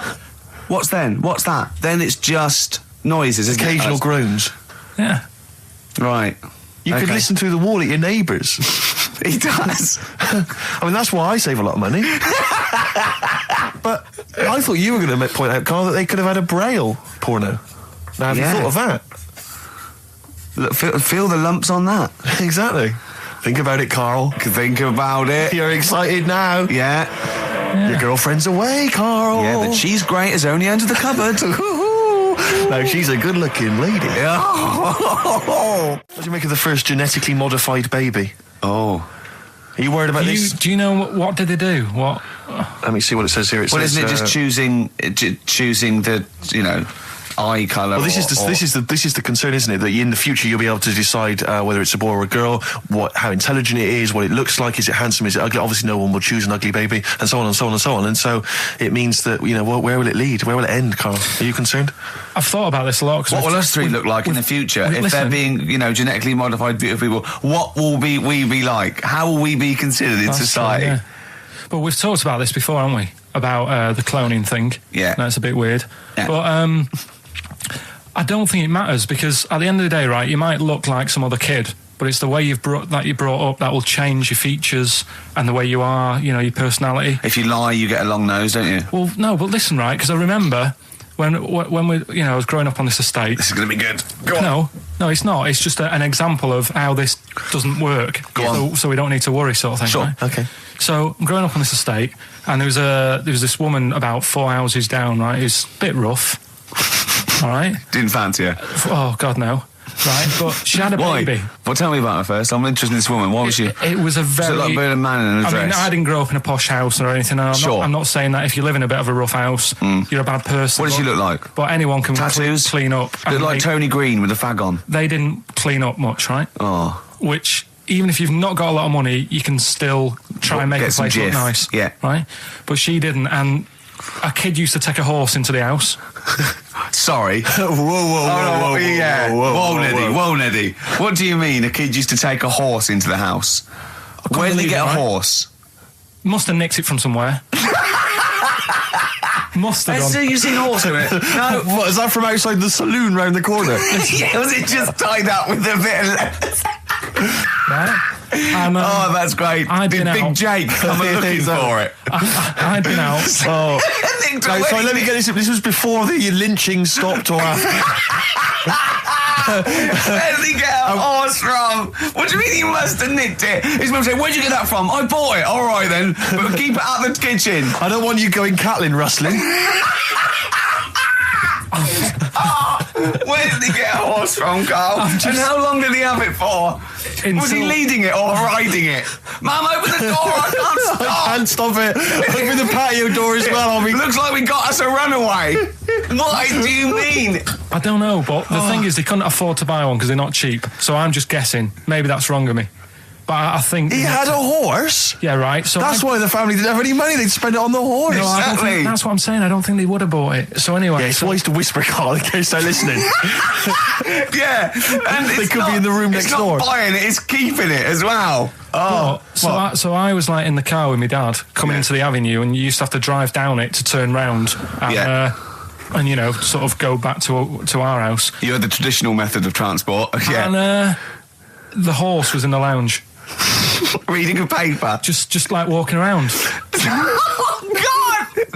What? And when I was doing, I tried to earn myself some money once by flogging little flowers in plastic cups. What? This is genius. It just keeps coming. What do you mean you're trying to flog little flowers? What do you mean? Wait. Let's play a record. Let's play a record and come back to this. This story's going to just unravel and unravel. It's going to go on for hours. Let's play a track, deeper and deeper. It's like an onion, isn't it? We've created a whole world here where there's a man living with a horse. Just walking around the lounge. I come from the West Country. I've never heard anything like that. I just think of a big sort of like orange carpet, and it's got a rediffusion telly, and this horse going, I'm fed up in here. Exactly. This is really... I am not taking the rubbish out again. Yeah. Right, play a record. Let's have Velvet Underground. We've got that lined up. Oh, the God. classic from the first album, I'm Waiting for the Man. Let's come back to the horse in a second. Little flowers in pots. What do you mean? From that classic first album, Velvet Underground and Nico, which apparently peaked at a disappointing 171 in the US charts. Think of that. And that's obviously Lou Reed, the Velvet Underground, and Waiting for the Man. Yeah, great track. So we were talking, we were doing White Van Man, and we got onto Genetically modified babies, but and then somehow Carl started telling a story about someone with a horse, and then he got onto, he was trying to make money selling flowers. Just do the flowers briefly. Well, hang on, I just want to recap slightly. So there was a family, and who had the horse in the family? It was... Because you lived on an estate in Manchester. So the mother was a right pig, apparently. Well, I don't know if that's you relevant. don't need to go that far. But what I'm trying to do is like make a picture for you so you understand. What did she look like? Who did she look like? Bit of a, and no disrespect to her, bit like Pauline Quirky, yeah. Right? Okay, I knew you were going to say that. Yeah. I knew it was going to be Pauline. Did she have any tats? I've never got that close to it. Okay, all right. So who had the horse? Was this her son or her husband? No, her daughter. Her daughter had stolen a horse. Yeah, from I don't know where. There was I think there was some stables down the road or something. And they kept the horse in the house with them. They kept it in the house. Did they didn't get have caught? it for long. No. Sorry, and you said you were in the house one day and you saw the horse. No, in there. what happened was I was. They did this thing at school about raising money for charity, right? For some local charity. And they said you can do anything to raise money, and they came out with all these ideas, and I thought that's good. What was the charity? Well, I don't know. I thought forget the charity. Yeah, that's just a good money making idea. So you're a charity. So, so I asked my mum for some because she used to have a lot of flowers around the house. Sure. I said, can I just take some snippings off them, and I'll go and buy some plastic cups, and got some soil out of the garden, planted the bits of plants in them. Yeah. Got a tray. Yeah. Had about 25 plants on it, selling them for 25 pence each. Excellent. Did you sell any? Yeah, so loads. Did you just cut? You didn't just cut them and stick them in the soil? Yeah, they wouldn't have survived. Oh. But I think people sort of thought, well, good on him for trying. But anyway, so I went round to theirs because I thought their house could do with a bit of colour and stuff. Yeah. So it's a bit rough. So as I went... The horse went, thank God for that breakfast. They've been feeding me kitty cat. So I got up to the door and they opened the door and it was one of them houses where no carpet. Yeah, a horse in the living room. You know. We've all been there. And the horse was walking around the living room. Oh. I looked quite happy and everything because I always say that about animals. Black Beauty was on. Yeah. Well, think about it, right? If you were a horse, where would you rather be? In a little wooden hut with a load of hay, or in like a house with a central heating, 3-piece suite, and a telly and that? Telly and that. No, but I was saying this the other day. And an Atari, right? I was walking through London. Commodore 64, yeah, rubbish. Exactly. Walking through London with Suzanne, right? Yeah. And you know, like homeless people always have dogs. And she said, "Oh, I hope she looks after it." And I said, that dog is happier than most dogs, right? Because people always walk past and give it a pat on the head. Yeah. It's with its owner all the time. Yeah. It's out in the open. It's not locked up in a house. Yeah. It doesn't eat, but other than that, no, it does eat though. They're always all right. So that's what I was saying. I think this horse was doing all right for itself. Do you know what I mean? Well, not many horses have got their own house. Exactly. For a start, yeah. Well, anyway, that's by the by. Yeah. So anyway, this family. It was a bit. What were we talking about? It was about cloning, genetically modified kids and all that stuff. Yeah. Right. Now, what I'm saying is, you could say, right, Steve, you could have a baby, right? And Ricky could see it and say, God, I want one that looks like that. Yeah. Right. It could happen, Rick. So come on, work with him. So you take it to the doctors, and I don't know what they do. They inject it with something or whatever. Yep, that's how it's done. Yeah. And get a little baby, and there it is. It looks the same. Now the thing is, you separate. You both go off and do your own things. Yep. Right. Now, you look at Stephen. You look after your baby. Yeah. You treat it well. You give it good food and I'm a good dad. all the vitamins and stuff. Yeah. Ricky just gives it cheese. Right. So then it changes its looks. It goes a bit fat. It gets tired easily and that sort of thing. Now, when this family, why am I just feeding a baby cheese? Right, this family who had a horse in their house. Yeah. They had a little baby, and my mum went round and said, "You're not going to believe this, but it's a beautiful looking baby," right? Yeah. And I was like, well, And the weird thing is, it was a good-looking kid, but as time went on, they didn't really look after it. And I'm not saying like abusing it, but it used to run around. It used to play out till like 10 at night. Yeah. It used to chase cars. Right. It was a bit. Did it have hooves? Yeah, no. chase cars. Right. What sort of kid chases cars? Oh God! Was it called Rover? Did it catch sticks? It's Liam. It was called, right? Right. Now, the weird thing is, it was a good-looking kid, but as time went on, and all that, like, not eating properly, and its hair was all patchy. It's not Liam Gallagher, is it? And chasing cars and that, and it became an ugly kid. It's definitely Liam Gallagher. And that's what I'm saying, right? You can clone all you like, but at the end of the day, it's how you brought up. Brilliant. Wow. Life. Wow. That was a hell of a point. Oh God! But am I right? Oh, you're always right, Carl. Finally, White Van Man, what do you make of the fact that Sainsbury's are bringing in square tins? Is that a true? Concern for you? Is that true? Apparently so. Why? Don't know. Like it's easy to stack. This is what the guy in the Sun has said. That should be interesting. That should be his comment on Sainsbury's are bringing in square tins. Is that should be interesting for meatballs.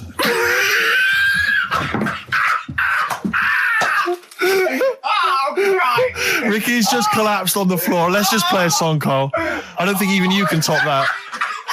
Cooper Temple Claws. Who needs enemies? Good question, lads. Nobody. This is XFM 104.9. I'm Ricky Gervais. Oh, they should print a little book of those. They're great. Oh, how you can relate any song or artist to anything else. Easy. Joyful. Easy. Well, yeah, so me and Carl went out for a beer, and it was great, wasn't it? Yeah, I enjoyed myself. We started off, good. and you met my mate Robin, didn't you? Yeah. And some of the stories. Do you want to tell Steve some things about Robin that you've done? Do you know him well? Yes. Well, do you know about his worm problem as a kid? Go on. Right. What I can remember is he had worms as a kid. Not sure how you get him. He never answered me. He was getting a bit touchy about it. Right. This is like the second time I met him. I think he was a bit annoyed that Ricky told me about his problem. What Yes. now? Straight away, you not being there, instinctively, what do you think went on with this story about worms? My suspicion is rather like when you told a group of people that Robin had once suckled milk from a cow's udder. Yeah. Did you mention that as well? Yeah. Yeah. My suspicion is that, like the cow story, the worm story is not true. But And why would he get so sort of uppity about it? Well, Because it's not true. Imagine if that wasn't the first time he'd done it. Imagine if he did that every single time he was with somebody for the first time and Robin was just met them. He will tell that story to anyone. But they do say there's no smoke without fire. Robin. I also told him that the way Robin cured these worms was because the doctor told his mother, right, to hold a piece of ham or cheese near Robin's anus so the worms would come out for the food, and he believed it. I'll tell you why, though. I said to Robin used to sit on spam to try and get the worms out, and he believed it. But Steve, right, do you remember that story about 3 or 4 years ago where there was some bloke in the army? He went away to somewhere, Vietnam or whatever.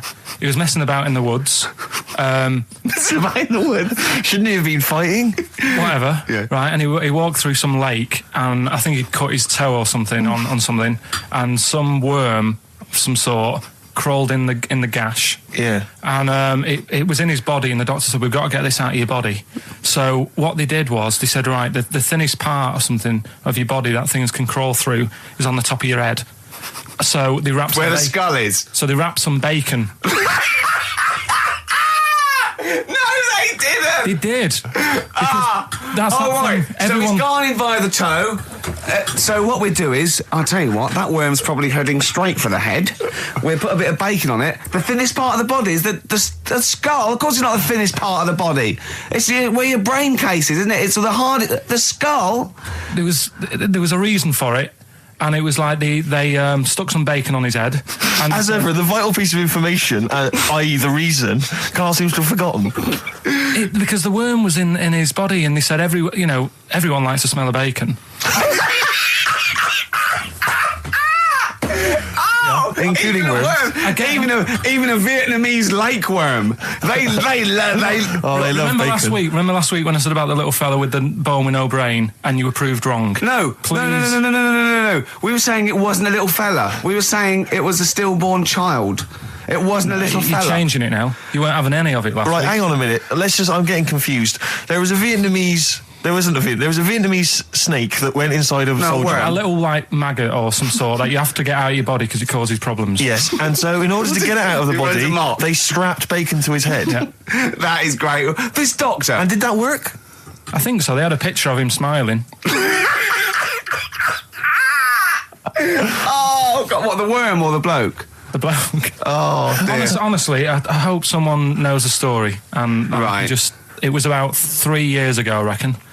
Okay. And, yeah, it did work. GI bacon. So this is why when So what, the worm burrowed out of his head to get the bacon? get to the bacon. Right. That's great. So this is why when Robin was telling his story, I was a little bit disappointed if it wasn't true. Right. Because in a way, You know Robin's never been to Vietnam. No, but what do you really think that Robin, well, as Robin said at the time, Carl, why would I sit on ham then tell Ricky Gervais?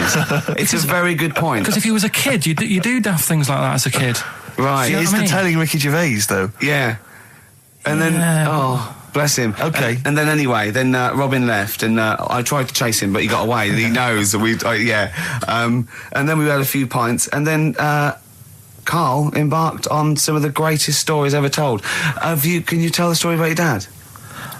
Let me run it by. I haven't spoke to him all week, so let me run it by him. Okay, play records. Because What we got? we've got one of Steve's. Yeah, well, tunes. bizarrely enough, this comes from the Teachers 2 soundtrack, the soundtrack to the current TV series. There's a slight whiff of nepotism in the air. Yeah. Rick, would you like to explain why? Well, that's why you're doing it. My girlfriend worked on it, but Yeah. you were going to play this anyway, weren't you? Well, I was actually. Bizarrely enough, I was going to play some I Am Clute, and this is from, as I say, the Teachers soundtrack. This is called To You. It's a good track. That's I Am Clute, a track called To You from the Teachers soundtrack. That's also got, I noticed the Electric Soft Parade, The Hives, Star Sailor, Feeder, Turin Breaks, Mercury Rev on there. It's a good little collection. Lovely. Carl has just had confirmation. He's looking smug because someone phoned up and went, it is true, it's a Laogai chi worm and you wrap bacon around your head. That's all the bloke knew as well. Yeah. And his name was Gary. Yeah. So I'm not having it. No. And he said, see, that's why the Robin thing isn't so weird. He said, but when you said he tried it with cheese, he said I was having none of it. He's got standards. Strokes, hard to explain. Like Carl, really. Yes. Yes. So, Carl, concentrate. Yeah, go on. So, we'll leave the worm with the bacon wrapped around the head, shall we? Well, if you're ever caught in the jungle, Yeah. Always carry some... bit of Danish. Good advice. Lovely. So, would you like to start on your... to Steve, because I've heard all these.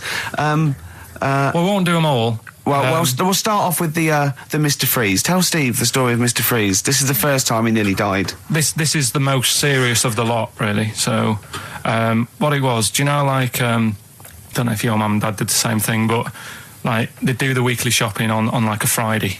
Yeah. So when you got to Thursday, there wouldn't be much stuff left in the cupboard. It'd just be like, your Jacob's crackers and stuff like that.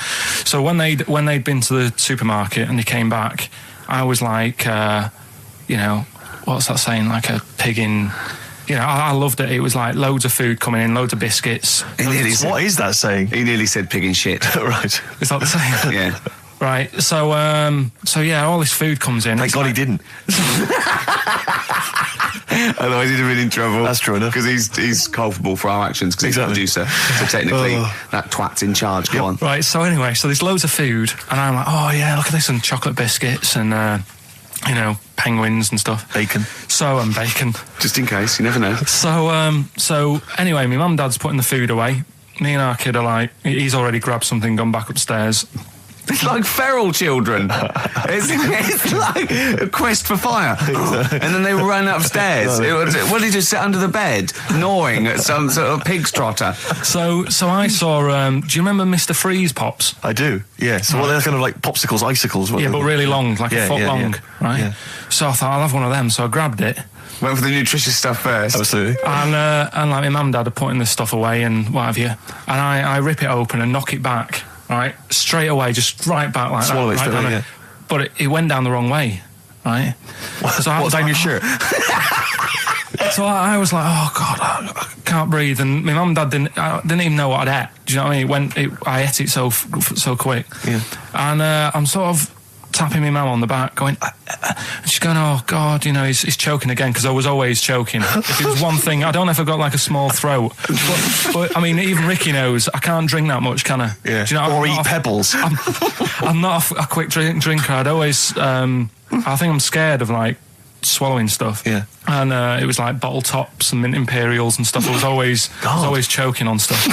Oh, jeez. So anyway, she's going, oh God, what's he picked up on it now? Drop it. So- And she hit his nose with a stick.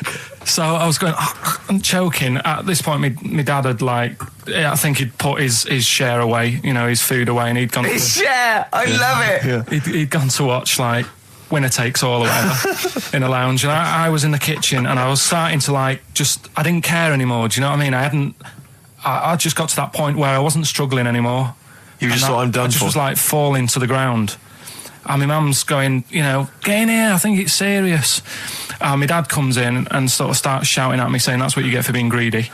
He didn't even know what I'd eaten. Well, it was the moment to teach you a lesson, certainly. So he's there like that, and my mum's going, oh, look at him. And my lips were going purple, and my eyes were rolling into the back of my head. You look like Marilyn Manson. And so anyway, she grabbed me from behind and did that fireman thing. The Heimlich manoeuvre. Yeah. And, you know, winded me. And it came up, and I was all right. What, the whole popsicle came flying back out? You see, that's what I don't understand. Because there was nothing there. No, just a little bit. No, it swells up, doesn't it? Because it irritated it. So it went down your sort of like your epiglottis. It went down the wrong way, like it went into your air canal instead of your throat, and it sort of spasms, and that's the fear. You just got to calm it down and relax. So in time, I would have been all right. Yeah, anyway. you don't. Well, no, you might have. So that's so that's hang on. one. So, No. But the weird thing is, like for 3 days after that, I felt like a sort of a special person. I went to school. I'm saying nothing. I did full days. a special needs person. Yeah. I went to school the next 3 days after that. I didn't wag it or anything. I did full days. I love that. 3 days, turn over a new leaf. Exactly. After 3 days, you thought, screw it. Yeah, did a quick history exam. Right, next That was one. weird. That's popsicle. That's popsicle hell, we'll call that. Right, next one. Which one's the next one? Oh, what about your paper round? Right, the paper round one. Paper round, I'd still say it's the best job I've ever had. And he means it. No, I really enjoyed it. It's like, you know, you don't have to work with anyone else, right? So you make your own rules. Just think of that. You know, you sort of You're around. spreading information Well, yeah, to people. Vital you're information. giving a service, and no one else is around. You know, you can just do what you want and think about stuff whilst you're cycling around on your bike. It's really good. Yeah. So anyway, Imagine the stuff he's thinking about when he's riding around his I bike. can't. Oh, so getting in the head of a salamander. So anyway, I loved it, and even though I only got 50p a day, right, no matter what the weather was like and stuff, I used to get up at 4:30 and go and do the round. And Why'd you get up at 4:30? because I wanted to watch the Pink Panther at 5:30, so I wanted to get me paper round done. I said, why didn't you watch Pink Panther? And then He went, I can't sit there thinking I've got my paper round to do. He'll ruin it for him. Yeah. So is it a good job or not? So 4:30 I was up and about, and this morning it was like winter, really bad winter, bad snow, you know, freezing cold, really windy and all that. And my mum said to me before I went to bed, she said, don't be getting up tomorrow, I'll give you the 50p. I said, it's not about the 50p. So, you know, people want the papers and stuff. So, Conscientious. so anyway, I went to bed thinking, you know, that's it. I've told her I'm still going, so, you know, whatever. Go to sleep, get up in the morning, and put all my kit on. And I used to have layers of clothing on because it was really cold. I had a big anorak on with the fur on. I had waterproof pants, and I got my paper round bag. And I went downstairs to get out and tried to open the door, and it was locked. I thought, oh, God. So she'd locked it so I couldn't go out. So I'm searching around the house looking for the keys. She must have hid them somewhere. I thought, oh, God, you know, I've got the papers to do. So I thought, how can I get out? So I went upstairs, climbed out of the bathroom window. God. Right, and to try and jump out of the bathroom window onto the porch. But the problem was, I had so much gear on, I was like the Michelin Man. So I could hardly move as it is. Yeah. And I'm trying to get out of the window, and I'm like, trying to stretch down like that, get my foot on the porch, and my bag got caught on the hook of, do you know, how you have a hook so you can put the window open? Right, yeah. The little arm goes on. My bag had got caught on that. I was holding on to the wall and my foot on the thing, so I couldn't sort of pull it pull it away in case I pulled it away and then fell on my head. Yeah. So I'm stuck there. Dangling. My dad comes back from working nights. Yeah. He thinks I'm a burglar. Gets out his gun. So he's shouting and stuff, going mad and going, Dad, it's me. And he had to give us a hand using a... He's heard that wily trick in Manchester before. He had to help me using a washing prop thing, a big stick. What did he do? Well, he said, just hold on for your dear life, and I'll sort of push the paper bag off the hook. Why didn't he go upstairs and sort it out? It was at that point where I was in the middle. There was nothing you could do. Do you know what I mean? It's at that point where you've just got to make a decision. Yeah. And by the time you go upstairs, who knows what might have happened? Sure. Do you know what I mean? You've got to act there and then, not messing around. Yeah. So And you could hear downstairs, now here he is, the Pink Panther. Yeah. Dad! Hurry up. Panther, ever so pink. Oh. so that was close to death, because I must have been about 30 foot in the air. So, to cut a long story short, he gave me about 4 or 5 near-death experiences, and he went, and the whole point of this, he went, so that's why I think I'm going to die of something horrible, like cancer. And I went, why? He went, right, you ready for this? Yeah. He said, well, I don't check my balls. Wait. He said, I don't like the feel. Carl, always check your balls. Do you I check don't like the yours? feel. Why don't you like the feel of your own balls? They just... I mean, you know that I don't like bodies anyway. Right. Do you know what I mean? It worries me a bit that you've got all that going on in your body, right? And your skin's keeping it all in place. Stop. We're going down a whole other avenue of discussion. Let's play a track, let's come back to it. And now it's Carl's bit. It's the re-education of Carl. He's like Liza Doolittle. And now he's coming through, or Lawnmower Man, if you've seen that film. More like Lawnmower Man, if you've seen the film. You know what I mean. And his homework was to just study quotes, really, on happiness and stuff and general well-being. He's not a big happiness quote fan, are you, Carl? Not really. So what have you done? You've come up with something, haven't you? Right, yeah, I told you, right? Because a lot of these are just things you say every day. They're nothing special. So what I'm doing... Well, you say them every day. Well, the sort of things you come out with and you don't even think about it, do you know what I mean? Yeah. They're on the TV all the time. People on the radio are saying these sort of little quotes. Sure. And what I've done is, remember that programme on Channel 4, Faking It?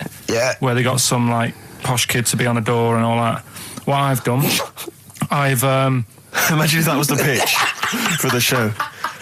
Dear Channel 4, you're just going to get a posh kid on a door or something? Yeah, Yours come sincerely, in, Carl. come in. Yeah. TV producer. Yeah, go on. So, what I've done, this little book of quotes, happiness quotes, I've picked 2 that are real. Okay. And I've made one up. Right? And we've got a guess. And you've got to guess which then, one it is. go on. Well, I'll tell you what, Rick, why don't we, when we've heard them, we won't confer. No. You'll write down yours, Yeah. A, B or C, and I'll write down mine and we'll Sure. see how it Okay, works. Carl, off you go. Right, and just because I'm looking at this book, it doesn't mean I'm actually reading. No, I know. Don't worry, I know. we're clever. No, we know, we can't see yet. Like, Yeah. call my bluff. Yeah, go on Okay. then. Nothing is worth more than this day. Okay. Yeah, Yeah? All right. yeah. The way I see it,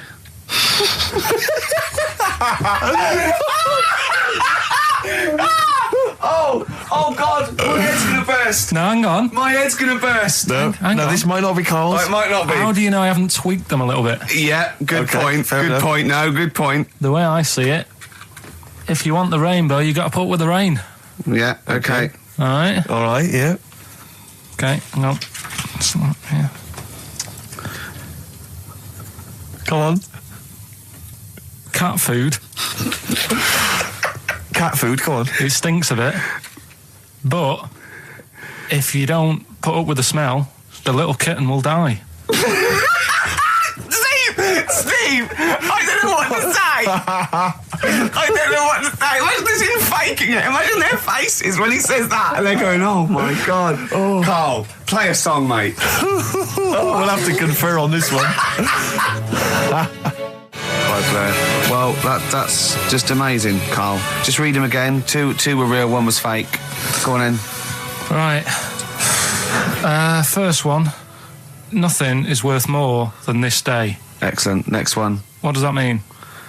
Well, cherish now, cherish your time. okay. Because you can't get it back, and Yeah, you know that's the way I saw it. Carpe diem, whatever it is, seize the day and all that. Okay. If you want the rainbow, you've got to put up with the rain. Yeah, of course. Yeah, rough with the smooth. You know, it's not all plain sailing, but, you know, rainbow's beautiful, but it comes because of the rain, which you might not like, so make the most of everything, and, good. Cat food doesn't smell good, but if you don't put up with it, then the little kitten will die. Right, now, Carl, that is a good effort. Now, that one's yours. I mean, obviously, right? Right, no, but it's a good effort, right? I mean, it slipped seamlessly into the others. Yeah. Don't think it didn't. No, but it's good. I mean, we knew it was that one. But what I will say is, it's good, but what you don't know, maybe subconsciously, is, I mean, it's very similar to the putting up with the rain and the rainbow. But that's good. Why do you think that? Well... What does mine mean? Well, even though it smells bad, it's good for something.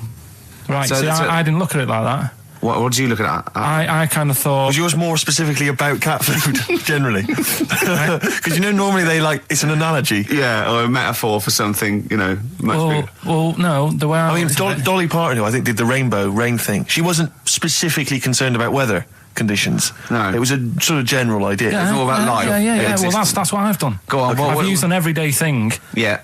And put it with today's problems, right? Go on. So, like, my girlfriend, she might like to go shopping for clothes. I hate it. Right. But because I love her, I put up with it. Ah, that's nice. Yeah? Yeah. So, you love that little kitten. You can't stand the smell of the stuff you got to feed it. But because you love it, you go, well, you know, I'll put up with this just for a few minutes, and then I can, like, squeeze its head later and give it a little... Sorry? Squeeze its little head. No, yeah. Well, that's just the thing that I do with cats. Put it in a bag and drown it in a lake.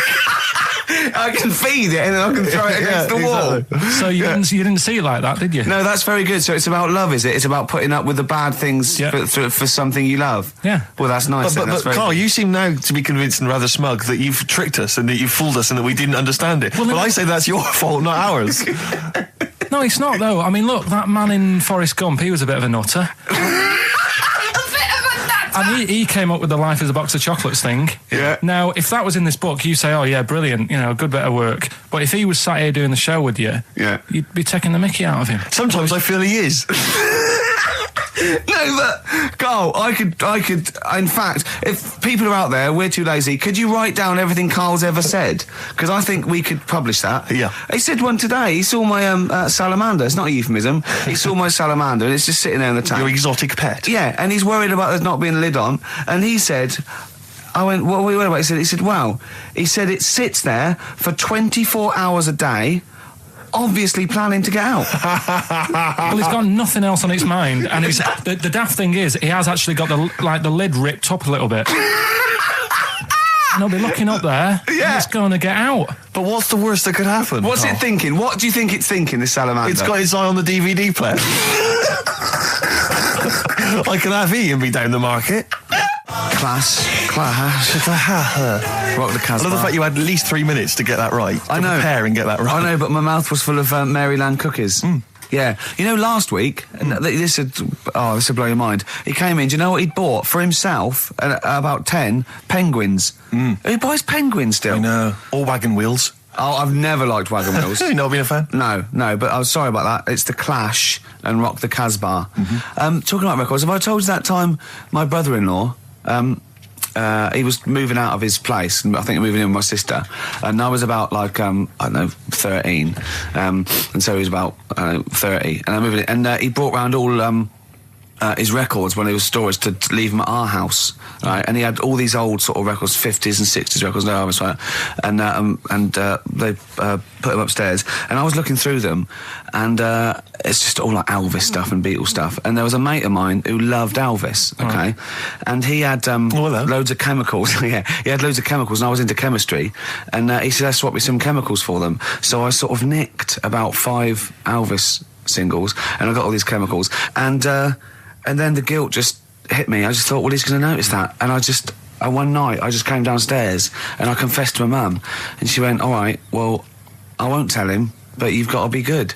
And it's sort of like I was just really, really good for a year. And then I remember when I was about 18, my brother was talking about it. And he said, did you ever play those records I left for you? Brilliant. He told my mum, he said, these are for Ricky. She just didn't tell me. She was sharp, wasn't she? She used opportunism there. Oh, that's genius. And that was it.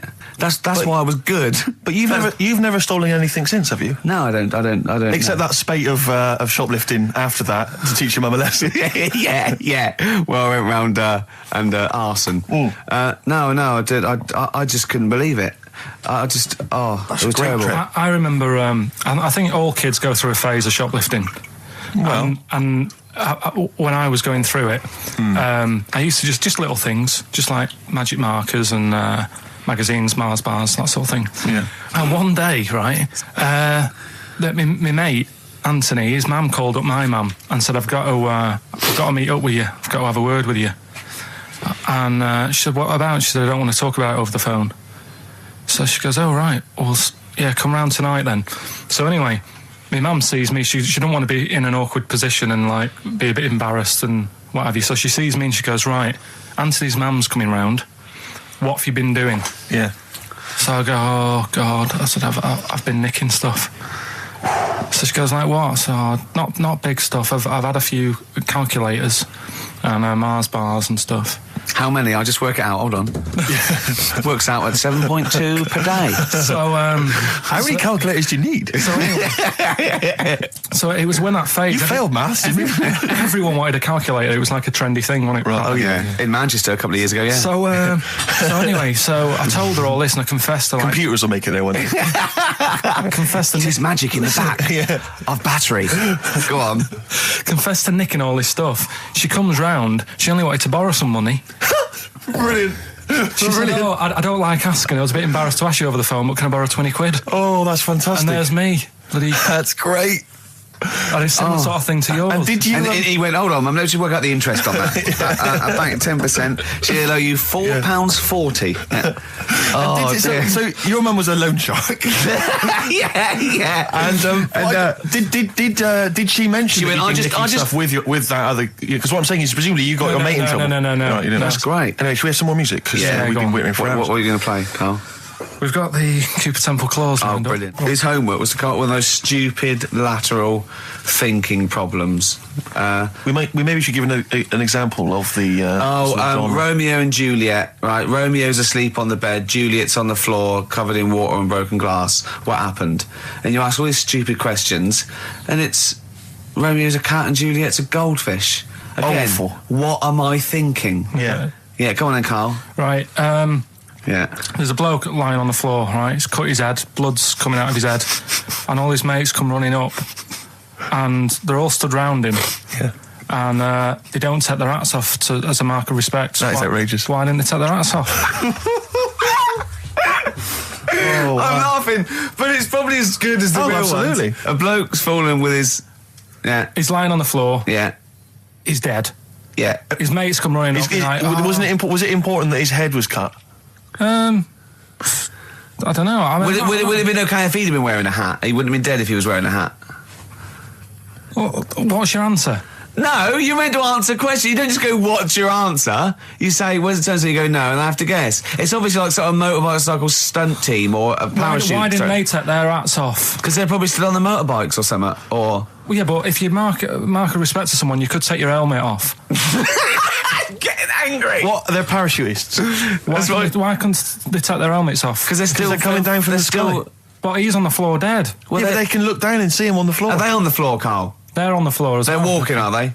Yeah, well, they sort of stood there looking at him. They're stood there. Yeah. They're stood on the floor looking at him. They're soldiers. Why? But why? Because it might be in a battle zone. They might have their helmets on, and he's been shot in the head. No. Well, that does work. You see, this is my point. That one works. That one works. Unless you've given us a piece of information where that doesn't work. What's the difference? Why is yours different to he's been shot in the head in the trenches, and they're looking at him and they keep their helmets on? I just don't think it matters as much. If they're in the trench, they're already guarded a little bit, so they could take their hats off. It's the best mate, for God's sake. Okay, he's dwelling on this. Are they normal hats? What kind of hats are they? The answer. No, don't get ratty. What kind of hats are they? Baseball hats? If I told you what sort of hats they are, you'd have the answer. Wow. Okay, I've got to guess what sort of a hat it is then, have I? Right. Is it a trilby? No. Is it a bowler? I know what it is. What? They're spacemen. No. Oh, that's a good That one. one works as well. This is my point. I like that one a lot. It works. He's fallen on the moon, and not that the moon happened. It was set up, wasn't it, in the studio? We know that. Yeah. Okay, Carl. What's your answer? Builders on a building site. Why is that different to soldiers? Because bricks don't fall in wars. But bullets fly. Right. Let's play a record and we'll come back to it, Carl, while you think about what you've done. Oh, yeah. You've embarrassed Let's play some yourself. classic Suede. Yeah, and this is for David and Kieran. I think you wanted a bit of Butler. This is a bit easier, but I still think it's a good one. So this is, we should explain what this is if you've just tuned in. It's one of those stupid lateral thinking problems. That Carl himself has created. Yeah, that was his homework. Right, this one. It's a fella. He has a normal day doing stuff. Nothing wrong with him. Right.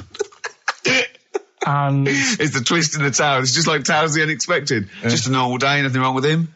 Hold on, though, he's got the legs of a fish. Go on. So, that's why he's been hiding his legs. So Go on. he does his The normal... legs of a fish. Sorry, Carl, carry on. He has his working day and that, and then he gets a bit tired. Goes to bed. He puts the light on, leaves it on, goes to bed. Oh. That's crazy. That's mental. I can't think what's happened. Anyway, here's Radiohead. Right, okay. What? The question is, why does he put the light on when so he's a going man, to bed? he's had a normal day, he's come home from work. Is that right? He's come home from work or he's not been working? Yeah, he's just been out? no, it's been working and stuff, I think. You think? You've made it up, Carl. You can decide. So the question is, why has he put the light on when he's asleep? There's a reason that he's put the light on when he's asleep. Has he gone to sleep? No, Carl, don't shrug. You're meant to answer these questions. He put the light on before he went to bed. Yeah, and the question you're asking me is why? What's the scenario? And the light's on and that, but he's gone to sleep. Yeah. He started reading and then he fell asleep. No. Did he intentionally, for some reason, put the light on? Every night. It's mad. Sounds mad. That's Carl, doesn't it? Every night he does it. Yeah. He puts the light on when he goes to sleep. Carl, is the point of this, he puts the light on for a very good reason. Not for us, but for some people. He's blind and it's always been on and he thinks he's turning it off, but it was on in the day and he thinks he's turning it off, but he's turning it on because he's blind. That'd be stupid. That works. No, that works great, Rick. Yeah. Thank you, Carl. So you've got to come up with... Hang on. If you're blind, why would you put a light on? No, he thinks it's off. Yeah. But why would he turn it on anyway? Just think so he doesn't get burgled, so people know he's in because he can't see him. So he just he puts the light on when he's there, then he turns the light off when he goes to bed, so people think it's fine. But he's got it out of kilter, and actually he's walking around in the dark all day. I don't believe that if you're blind, you turn your light on. I don't think you'd be living on your own, would you? I'm not having that for a second. Do blind people live on their own? I'm not having that for a second. Well, some people do. Lonely blind people live on their own. No, if you got bad eyes. Any of them women? Are there any blind women who are living on their own? No, I mean, if you know of some blind women. 08700 800 1234. We've gone through this. If you are a blind woman with no standards and you don't care annoying voices and smell, then get in touch with you. Yeah, I mean, you've got to be within the ages of, say, 25 to 65. You know, right. Well, call it 75. You fussy, you fussy all of a sudden. I know. Yeah, go on. If you were blind, would you live in London? Because someone said yesterday there was one struggling outside in Leicester Square, and I don't understand. If you would, I mean, you know, might have been a tourist. But why come to London if you're blind? It's the worst place in the world to come if you're blind. To hear the sights. To hear the sights. It's a bit mad, isn't it? They do the same job. They have tourist needs like anyone else. Yeah. No, but it sort of stinks, and you'd go away going, "Oh, it's not that good." I just thought that I thought it was a bit weird. Well, never mind your concern for the partially sighted or sight impaired people coming to London. Get on with this. Yeah. So there he is. Yeah. It's like, oh, a bit tired. Yeah. Just put the light on. Get to bed. Yeah. So he turns the light on and he goes to bed. Yeah. Oh. Should we play a track? He's not sleeping on the job. He's a lighthouse keeper. Well done. Is he a lighthouse That's keeper? not it, Carl. He's a lighthouse keeper. Right. Why wasn't the light on all the time? Because it's light in the day. You idiot. Play a record. What? Play a record. You're a buffoon. No, actually, the light isn't on in the day, is it? No, Rick? it's not. I think you're the buffoon. Yeah. Carl has won! You don't talk to anyone, do you, in the week? You just hide in your little sound booth thing, and you really don't talk to anyone, do you? Much? Not really. No. I mean, you might call up. Yeah. But no, I keep myself to myself. Yeah. Then you don't get bogged down in the office politics and stuff. Yeah. Is there a lot of office politics here? I don't know. I don't get involved in it. Oh, yeah. Proves your point. So when we're away and we're like out of action, who, other than Suzanne, who will you talk to of the day? How will you get a sort of feedback from the world? How will you get sort of like input and... I always, if ever I've got like a question on anything, the internet's sat there and I can just go online and find out. The internet is good. It's brilliant. But it's not all verified. It's not all necessarily factually accurate. Anyone can put things onto the internet. It's it's freaks and things that put on things one, right? like... Here's one that I read in a week, right? Go on. About this woman. Yeah. She was a bit of a punk. And to get her hair done like she wanted it. Super glue. Right, no. She got lard. Apparently it's a popular thing, you might know. Put lard on your head. Yeah. And you put it in the oven. Oh. Now, apparently the heat that you get from the oven is different from the sort of heat you get from an hairdryer.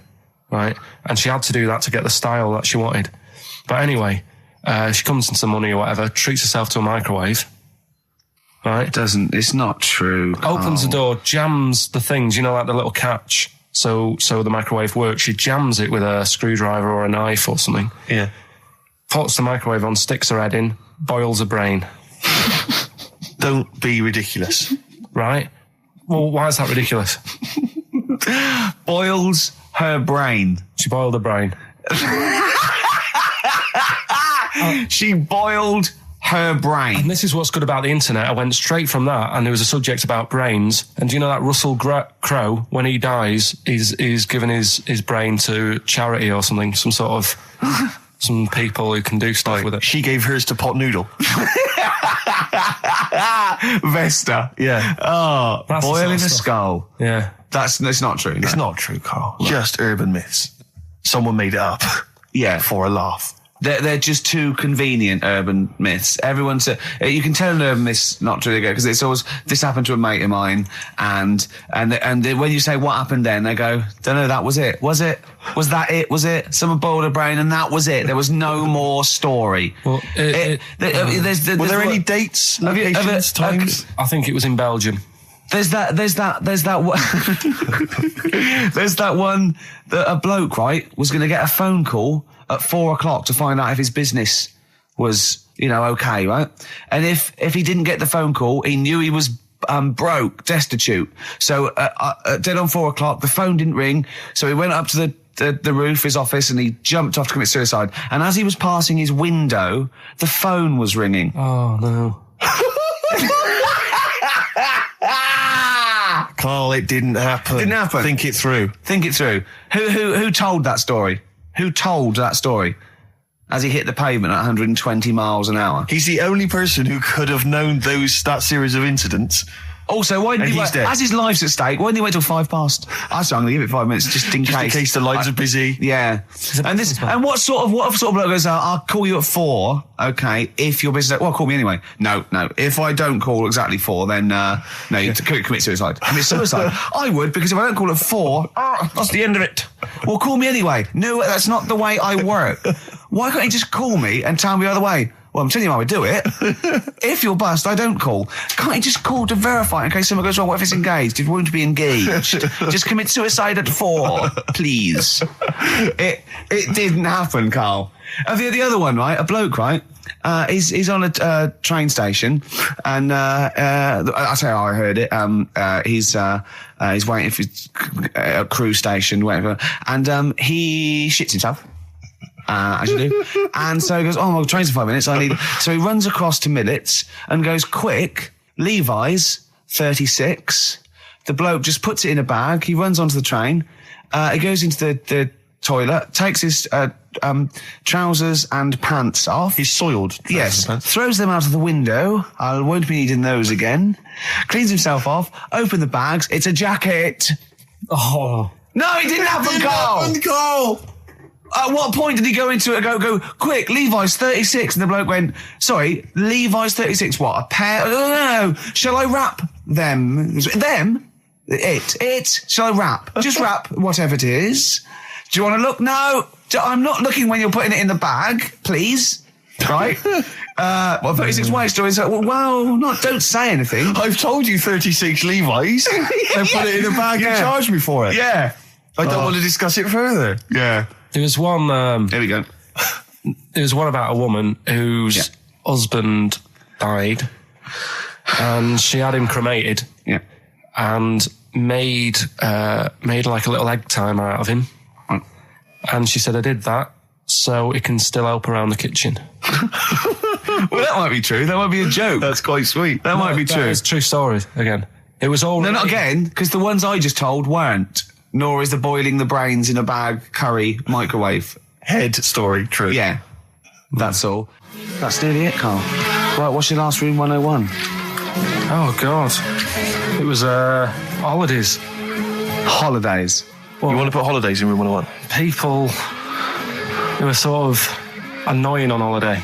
Oh, yeah. Do you know when you go away? Oh, yeah. We've sort of touched on this before. Is this going to be the Scouse guy? Yeah. Go on. Oh, it's so long now. I mean, it was a holiday when we went to Tunisia. And the Scouser pissed you off. Surprise, surprise. Yeah. Yeah. But the annoying thing was, when you go on it was a cheap holiday, and like the lesson here is, if you want a good holiday, you got to like spend some money. Yeah. And we didn't on this one. We spent about, I don't know, 400 quid for two of us for like a month or something ridiculous. And we got there and, you get to the hotel and you go, we have made a mistake. It's a ropey hotel. You can tell like the blinds and stuff as you walk in, they're all dirty and stuff. And you think, well, let's make the most of it. Let's not get down about it. It's a holiday. It's for a rest. And you try and make the most of it. And we had to meet. Like you have one of those things where you get to your destination and the rep says, right, go and unpack your bags and that. Go and sort yourself out in the room. And tomorrow morning we'll meet up at 10 o'clock. And I'll go through, the best sort of place to go for camel rides and, the best deals I can get you. That sort of thing. Can anyone here walk like an Egyptian? So she says, right, tomorrow morning, meet 10 o'clock in the discotheque. So we get up and we have breakfast, and it wasn't a good breakfast. The kitchen was, like, bit horrible. The food wasn't good, and it was run by sort of midgets. What do you mean it was run? Not there's anything wrong with that. There was little fellas running around, and the annoying thing was one of them sort of started to fancy my girlfriend. How did he manifest his affection? No, you're not saying there's anything wrong with midgets, though, are you? Just saying it was strange that there was. Yeah, but even midgets shouldn't be cutting in on Karl Pilkington's territory. I know. But it's also that thing of, they've got little fingers, and it's sort of. I'm so sorry. No, I'm not.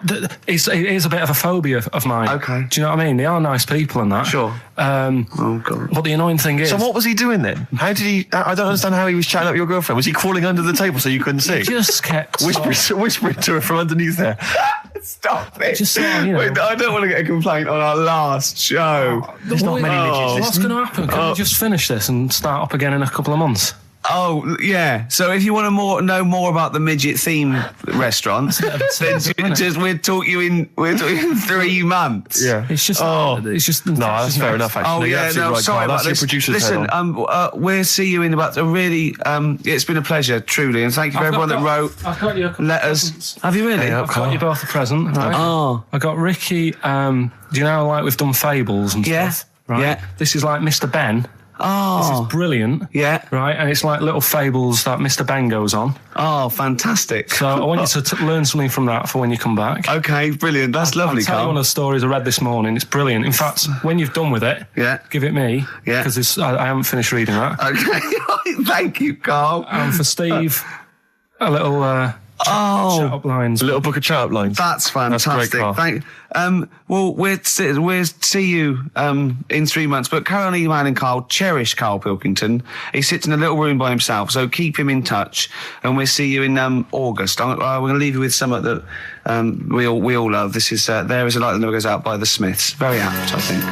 Goodbye. See you later.